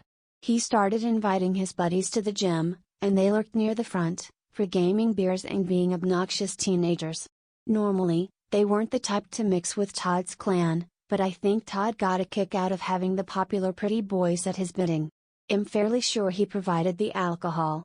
So, at this point, you were guaranteed to either be harassed walking in with tipsy frat types, find them camping on the equipment inside, or walk into a full-fledged neckbeard party in the back. This party was broken up by the appearance of a Planet Fitness in town. It wasn't terribly close, in fact there were 2 closer nationwide gyms, but for some reason, this seized the attention of Todd and company. Every time someone would make an obnoxious comment or harass someone, Todd would yell out to, "At Planet Fitness that's a lunk alarm, huh?" Now, I know Terry's a lot of criticisms for Planet Fitness, but to the people of this gym it was more of a tell me more about this Shangri-La where no one may annoy me during my workout. Janice met me one day for lunch, and said she finally had left. One day, it was raining, and she took a raincoat along, leaving it in the locker room. When she headed back afterwards, she found one of Todd's friends in the women's locker room, holding her coat. She blew a fit, loud enough other people came to see the issue, and another woman said her belongings had been dumped from the locker recently, and she had heard from other people having issues with missing or destroyed items. Todd pointed out the not responsible for stolen items sign, then kicked the other woman out of the gym for complaining. I'm packing my stuff up to move by this point, and I was just avoiding the place entirely. As I walked by though, I noticed a sign in the window: no membership cancellations or adjustments. Apparently, this was Todd's effort to retain customers. A month after moving, I noticed something on my credit card bill. A month's membership fee. Now, I had paid for a full year upfront, no further contract or monthly debit. So, I was a bit upset. I called the gym, said to get the charge off of my bill. Todd laughed at me, told me that my ass was getting too fat and I needed the memberships, and that he wasn't letting anyone out of contract, and if I was talking to that bitch Janice, I should tell her the same. I'm a businesswoman. I have, on retainer, a very good lawyers who I am also friends with. And when I told her about all of this, she laughed. She was heading over to that town anyway the next day. Would I like to meet her at the lovely CAF down the street from the gym? We had a lovely lunch, and wandered over to the gym. No one was at the front desk, and we wandered into the back room before we finally found Todd playing video games with another guy. The rest of the entire gym was empty.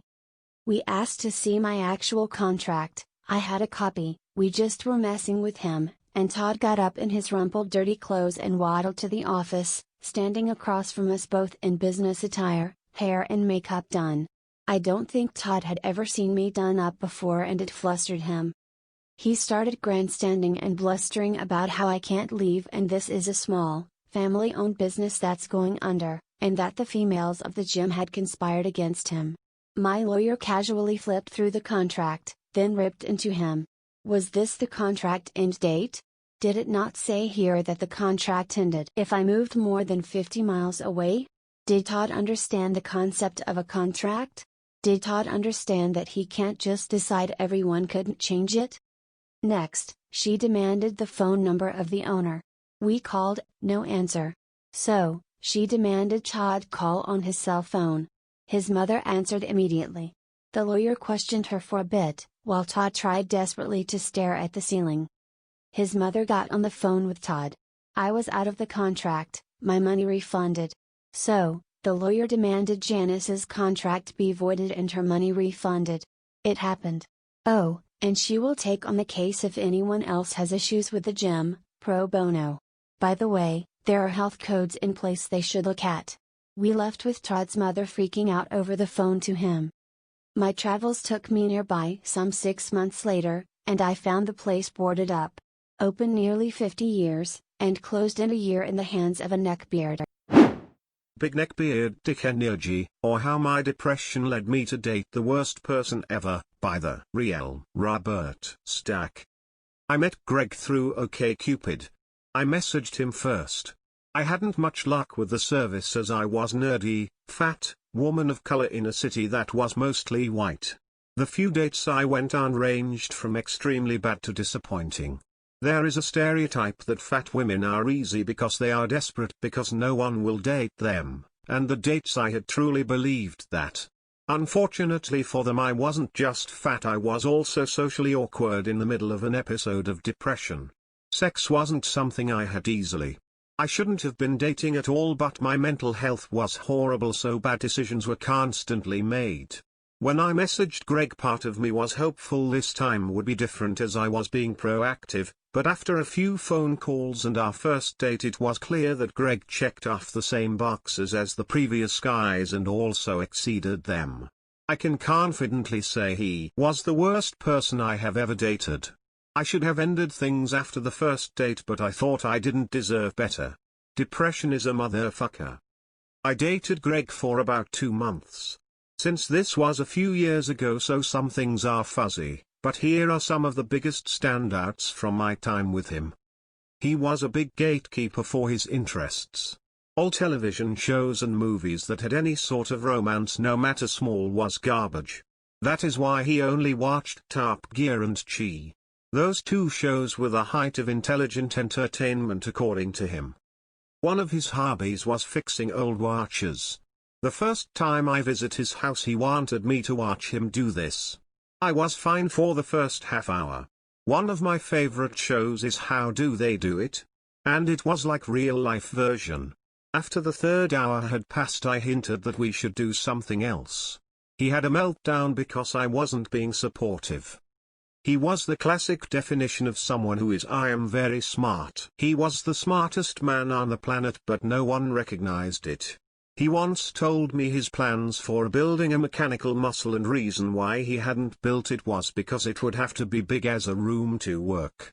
No one else would be able to build it correctly. That's how I know Boston Dynamics is using magic for their robots. He also was big about debating with logic without emotion, which meant him getting angry about me having any opinion or stating a fact that he didn't agree, saying I brought emotion into it. He would hang up on me then call back asking if I could discuss things in a logical manner. One of the times he did this is when I said him saying homosexuality is gross is an opinion and not a fact. Referred to kissing as smooching and women as gals.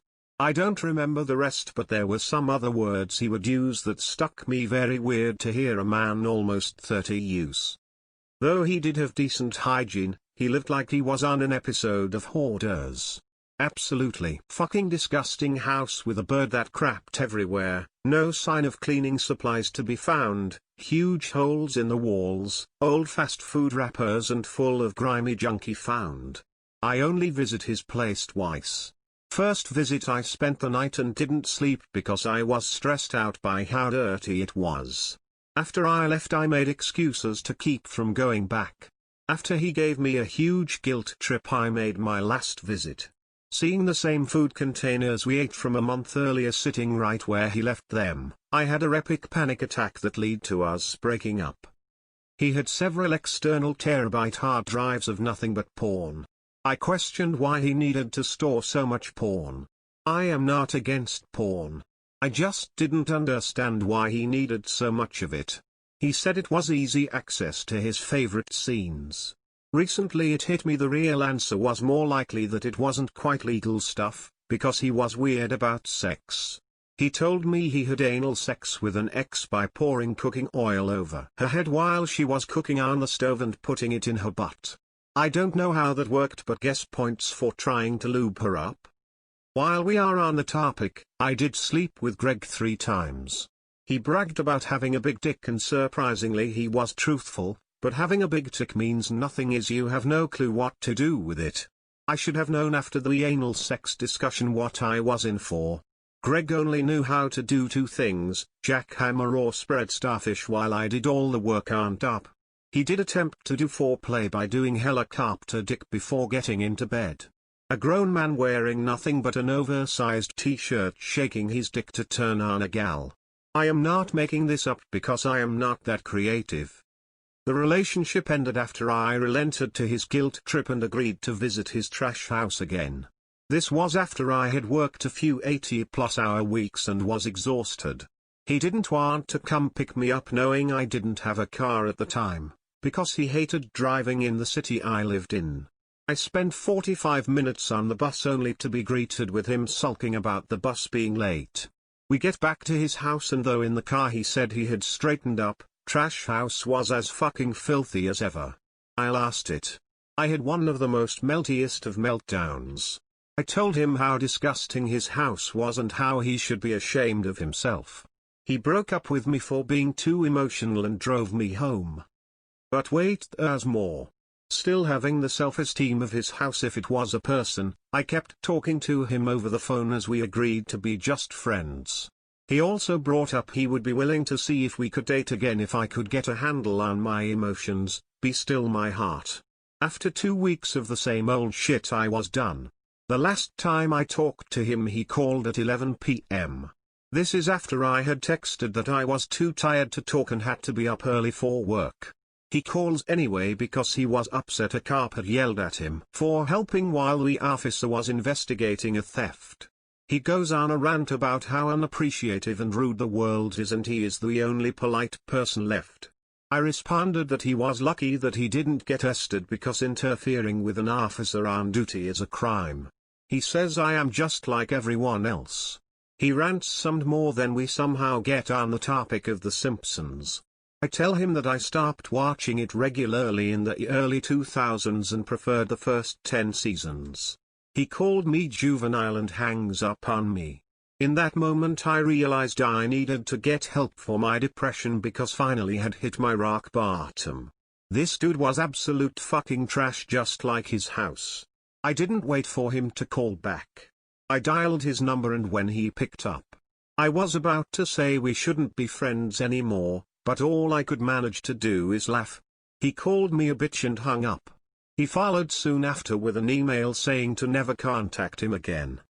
I don't know what happened to him other than seeing his OkCupid profile a year or two later saying that he thought his future partner wouldn't be able to speak English and he was ready to meet her now that his mom was dead. Neckbeard tries to imitate Jason Dean by Mary Shelley 1. Mobile. So back in high school my theater club was doing a PG-13 version of Heathers. I had the role of Heather McNamara because our teacher said you're too sweet to play Heather Chandler. So during rehearsals our Jason Dean was this very attractive guy who had an amazing voice and everyone honestly liked him cause he was a good guy. His understudy Anna Hand was a real jerk, constantly grumbling about how he should have been the lead and how he should be the one all the girls have a crush on. He was more average looking, very skinny and around 5'6" inches. He constantly wore the coat Jason Dean wears in the movie and claims he looks just like him. He really didn't. He had a shaved head and green eyes. The guy was kinda on the weird side, going on and on about how the government is trying to take control of us, how come girls didn't like him, his love of guns and a bunch of other things. 2 days before the play the lead Veronica had to have her wisdom teeth taken out at the last minute cause one was starting to get infected, so her understudy had to step in, which just happened to be the Neckbeard's biggest crush. She was this sweet small girl with glasses and reddish blonde hair. He got so mad that he threatened to shoot our leading Jason Dean if he didn't back out. Our theater teacher did not like that at all, that she kicked him out of the show and threatened to suspend him if he even showed up to the play because she took those kinds of threats very seriously. The next day the club was doing some last-minute publicity for the show by selling baked goods in the lunchroom, and everything was going good when Mr. Neckbeard shows up and tries to talk Veronica out of the play, saying how she is too innocent to be playing such a dirty character and how people like us are only gonna corrupt her. She did not like that at all, that she yelled at him to get away from her cause she was tired of his attitude. He got so mad he flipped half the table and had to be escorted out because he kept trying to come back. Right before he left he yelled out, "You're lucky I don't blow this place up." The teachers did not like that at all. He was expelled soon after. We don't know what happened to him after that, but the show went great. The new Veronica had an amazing singing voice and our Jason Dean actually came out as gay a few months after the show. I remember this story because I was getting in touch with some of my old friends from high school when someone randomly said they saw Mr. Neckbeard outside some gas station they worked at, ironically the 7-Eleven.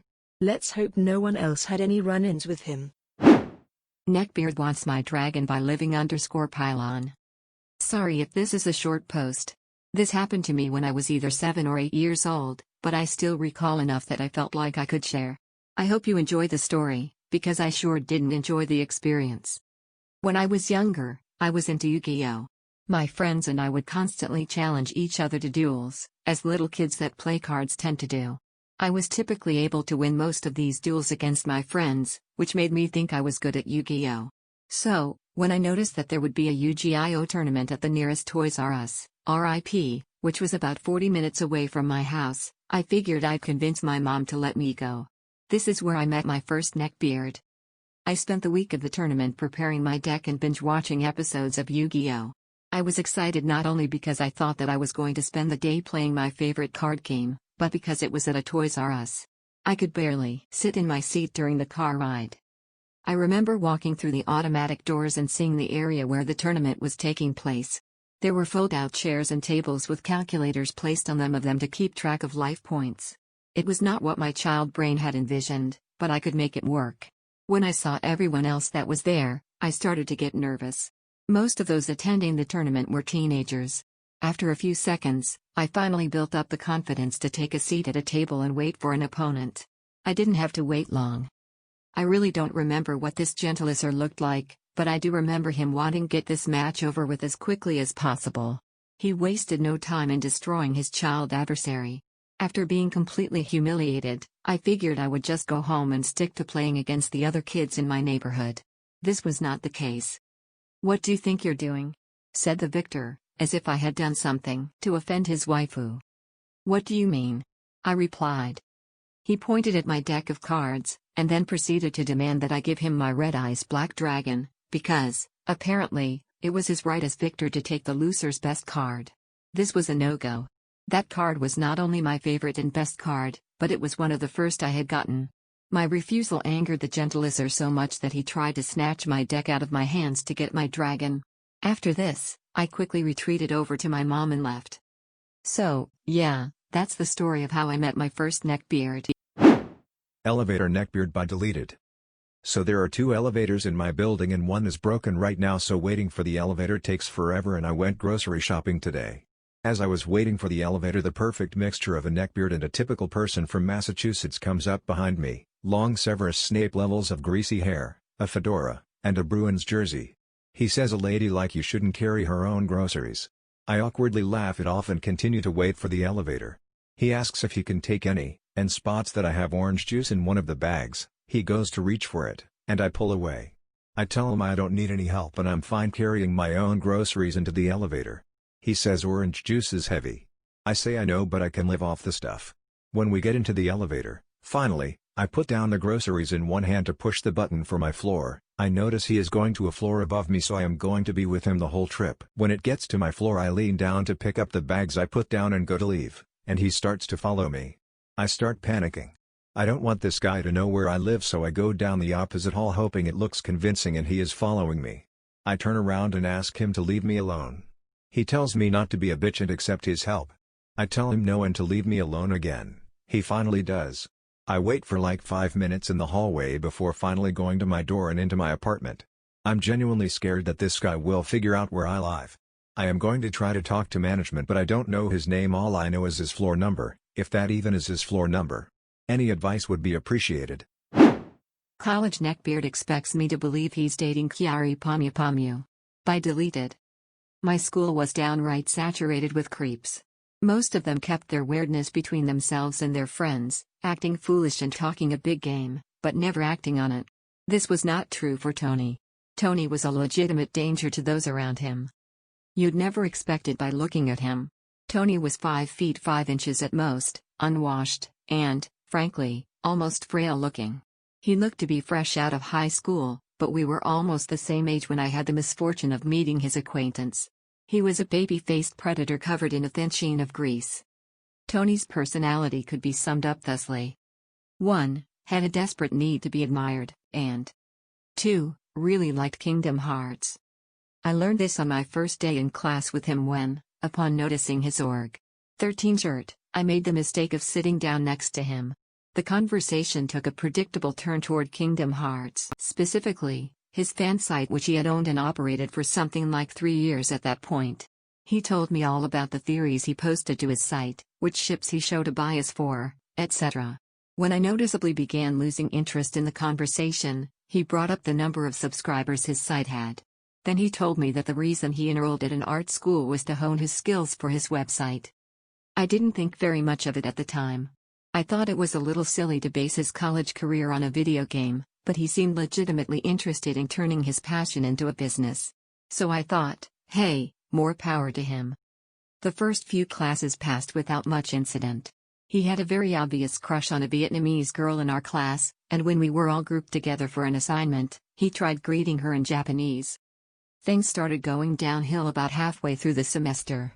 We were in a low-level design class together, and our midterm assignment was to design and present a logo and some pamphlets to the class for critique. Most people made up silly fantasy companies. The professor was cool and encouraged us to have fun with the assignment. Tony took it a bit far. Predictably, he made the project about his fan site. He confided in me that he wanted to remake his logo, and this seemed like the perfect opportunity to do so. On the day of his presentation, he didn't bother showing up with a PowerPoint. He was the presentation. After passing out his pamphlets, he returned to the front of the classroom and removed his shirt, revealing a tattoo of his new website logo which spanned his bicep and a sizable portion of his chest and back. It was not very good, the logo or the quality of the tattoo. Same day, after the most awkward class of my life, the professor was talking about her career as a designer and photographer. When she brought up the fact that she used to do boudoir photo shoots, Tony took an immediate interest in the conversation. "My girlfriend is an underwear model," he said. The professor seemed surprised to say the least, but took a polite interest in what he had to say. He revealed that his girlfriend was Korean. When the professor asked what agency she worked with, he said, "Oh, well, it's Korean, so you probably haven't heard of it." When she asked if she could see some of his girlfriend's photos, I think she was irritated and low-key trying to call him out at this point. He pulled up several pictures of Kyary Pamyu Pamyu. If you're not familiar with Kyary, you might know her from her Pon Pon Pon music video, which was pretty popular in America and all over the internet. Here's her Wikipedia page, too. The professor seemed doubtful, but was not familiar with the world of Japanese pop culture, so the conversation dropped. I mentioned that midterms are where things started going downhill, but after that uncomfortable presentation, things took a disturbing, violent turn. I don't know if he was always like this, or if the stresses of college life caused something in him to snap. He soon became very short with all of the women in the class, including the professor. Anytime one of them misspoke, he would scoff and correct them. If they critiqued his work too harshly, or at all really, he would set in with pointing out everything wrong with their assignments, and he began making uncomfortable advances on all the Asian girls at school. Once during class, a student asked him if he would mind putting in headphones while he worked, because his music was distracting. He responded by banging his fists on the table and knocking his book bag onto the floor. The professor asked him to excuse himself at this point, since he was clearly very worked up. He snatched up his bag and tossed his chair back, knocking it into the professor's computer. He left, and for the next couple of weeks, I didn't see him around school at all.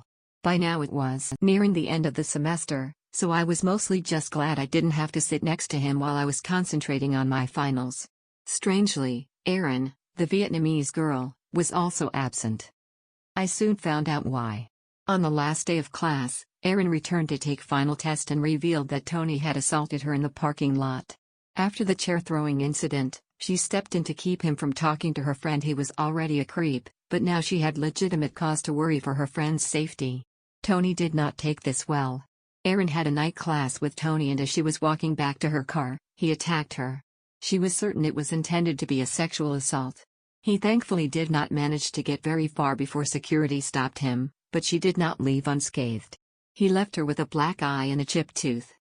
She left him with a restraining order and a long and uncomfortable conversation with his parents about why he was not allowed to return to school. He was expelled, and last I heard he was serving time in jail for petty theft. TL, Dr. Tony Jabroni is way too into Kingdom Hearts, gets a shitty tattoo for his fansit, throws a fit in class, and is later expelled for assaulting a girl. Keith by chronic_insomnia. So word of warning, I am drunk and very tired. This guy recently showed up at my new place, so I figure I could relate the beginning of the mess I'm now in. Let's start with names first. Nate, super into Uncharted. If Nathan Drake was a real person, he would be Nate. Dude is the luckiest person I have ever met. We've been best friends for years. Lara, my other bestie. We've known each other for our entire lives. We've been inseparable for that whole time. She's ridiculously athletic like Lara Croft, and I'm super jealous over how attractive she manages to look, like all the time. You/chronic_insomnia, you're highly biased, most of the time inebriated narrator. I'm super into video games, but also into personal hygiene and sports. Crazy, right? Apparently that makes me beard bait. Keith, honestly I decided to call him Keith instead of his real name because that joke on Family Guy about Keith being the most unattractive name in the English language. Very sorry if your name actually is Keith, I'm sure you're a lovely person. Anyway, Keith wasn't a fat neckbeard, he was actually insanely skinny.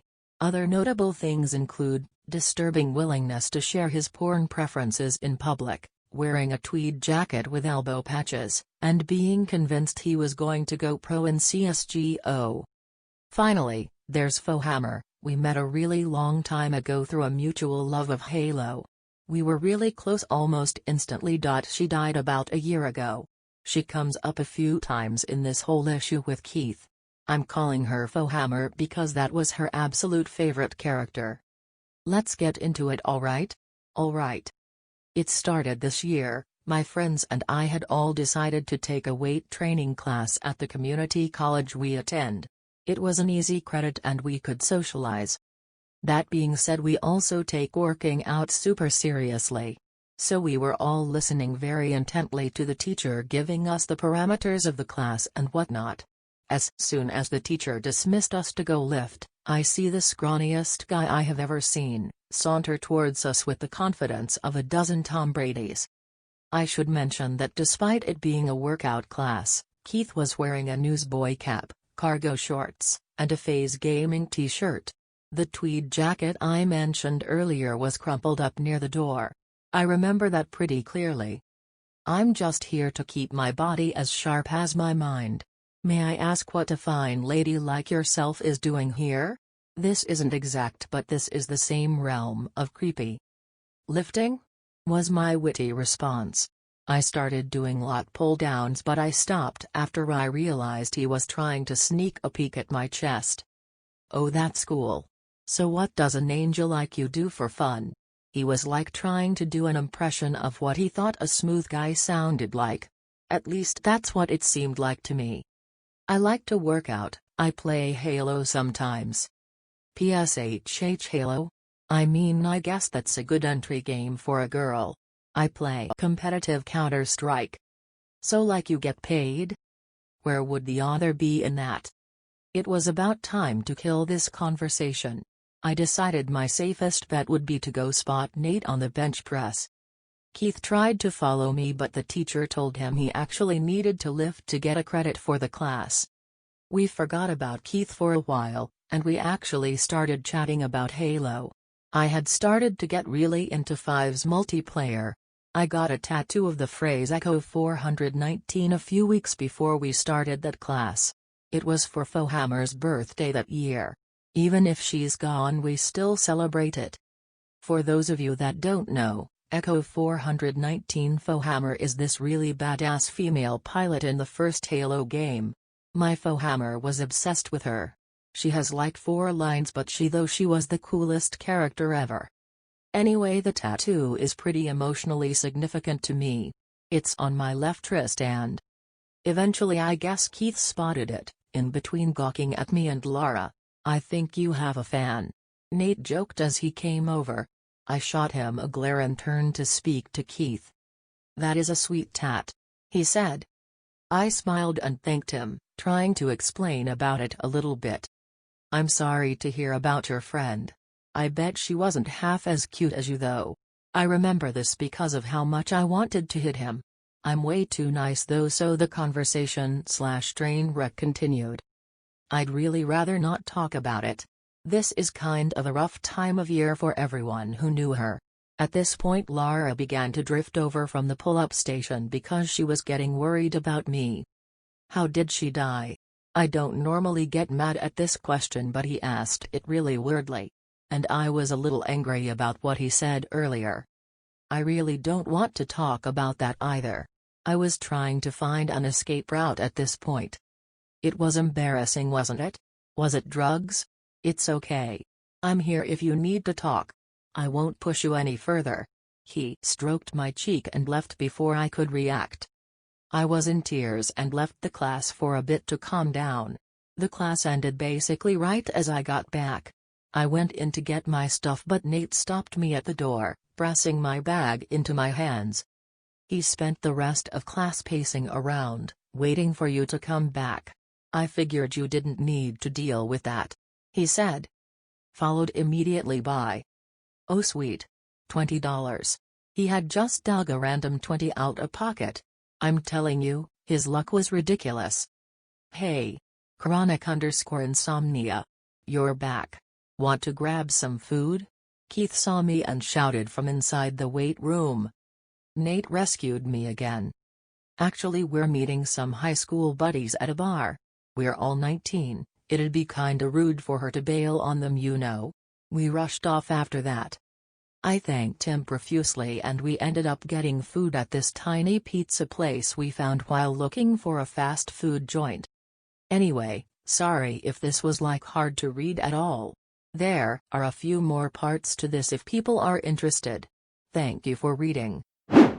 Alpha male Neckbeard tries to challenge me by deleted. So this was a fairly long time ago, so I feel okay talking about it here. It took place in my last year of education. I was moved into a new class and had few close friends in this particular group. I sat down on a table with the people I knew best just in case we had to do a group project or something. The table I chose had two girls on it who were best friends, Natalie and Katie. Though most people knew them as Natcat, I was quite friendly with them at the time and still am today. We get to talking when the lecturer walks in and begins to take the register. As we are all settled in, a guy walks in and well, at first glance I thought he was gonna shoot the place up. We learned his name was Alan. He was wearing a long black leather trench coat that whined and squeaked when he moved, Doc Martens, and a hat that wasn't quite a fedora, rather it had a wide disc-shaped rim. Beneath that, sunglasses and a yellowed tap-out shirt. The tie suspect was white at one point. Of course he had all the standard trademarks of a neckbeard: bo, pubic beard, greasy hair, you know, the stereotypical shit. The class fell silent and it was at this point I glanced directly at Nat. Her face said it all when I realized the only two spare seats in the class was next to me and her. Rather predictably, he sat next to Nat and began to prepare his stuff for class. He takes out a notepad that says Death Note on the cover. I had no idea what this meant at the time, but it has come to my understanding that it is a reference to an anime of some kind. Just looking at both the girls I could tell they were not going to enjoy this lesson. I found it rather funny at the time, but little did I know that I was not safe from him either. The lecturer left the room as we were instructed to continue the rest of the lesson taking notes and studying. Naturally people began to talk and I casually asked Kat if she had anything planned this weekend. She said no, not really. I could tell she was concentrating on her work. Before anything else could be said, Alan looks up and says, perhaps you could spend the weekend with me? She stopped writing and realizes this is a totally serious question and says no thanks. At this point I smirk because I know exactly what he's trying to do. He catches me and says, I hope neither of you young ladies are courting that scrawny douche. Both the girls look at me, they didn't know what to say. I wanted to say something witty but I'm not that creative, so I merely responded by saying I'm not scrawny, I'm just not fat. Nat also chimed in by saying, so what if one of us was Alan Beans, talking about how strong he is and that he's naturally superior to me both physically and mentally and that he was their best choice. Clearly he has deluded himself in thinking his excessive size is due to muscle development. Now it's already awkward as it is because I am not interested in Nat or Kat, and that way we are just friends, and it felt like any response I would make just sound like I was. So I try as hard as possible not to take the piss and insult him and say that I think Nat and Kat are trying to get on with their notes, and at that point he calls me a probate bitch and how I wouldn't last very long in a fight against a real alpha like him.